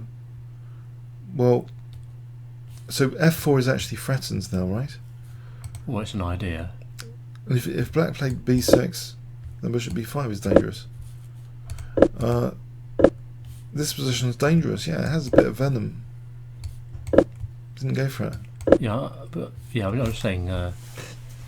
But it's only half a pawn. Yeah, anyway, I'm saying he could have carried on, but he just bails out immediately into a drawn ending. That definitely is going into 0-0 land. Yeah, you can put it off. It's literally going into 0-0. Put it off if you want to, really. Okay. But it is pretty equal after that. Check. Okay, so it's gone. The Check. game has been drawn there. Okay. Okay. I hope. All right. Comments or questions on YouTube? Of course. Oh. Now. Paul wants to say now something else. Carlson wins the next game. He's retains his title. Or draws. No, draws is one step closer again. Yeah. But no, but the next game he's got white. Yeah. So there's that added pressure. Oh. So that if he actually wins, it's all over. Yeah. All right. Bit of a shame for Vichy not to get more of that. It seemed promising for a while. Okay. Comments or questions on YouTube? Okay. Bye bye. Thanks very much. Thank you.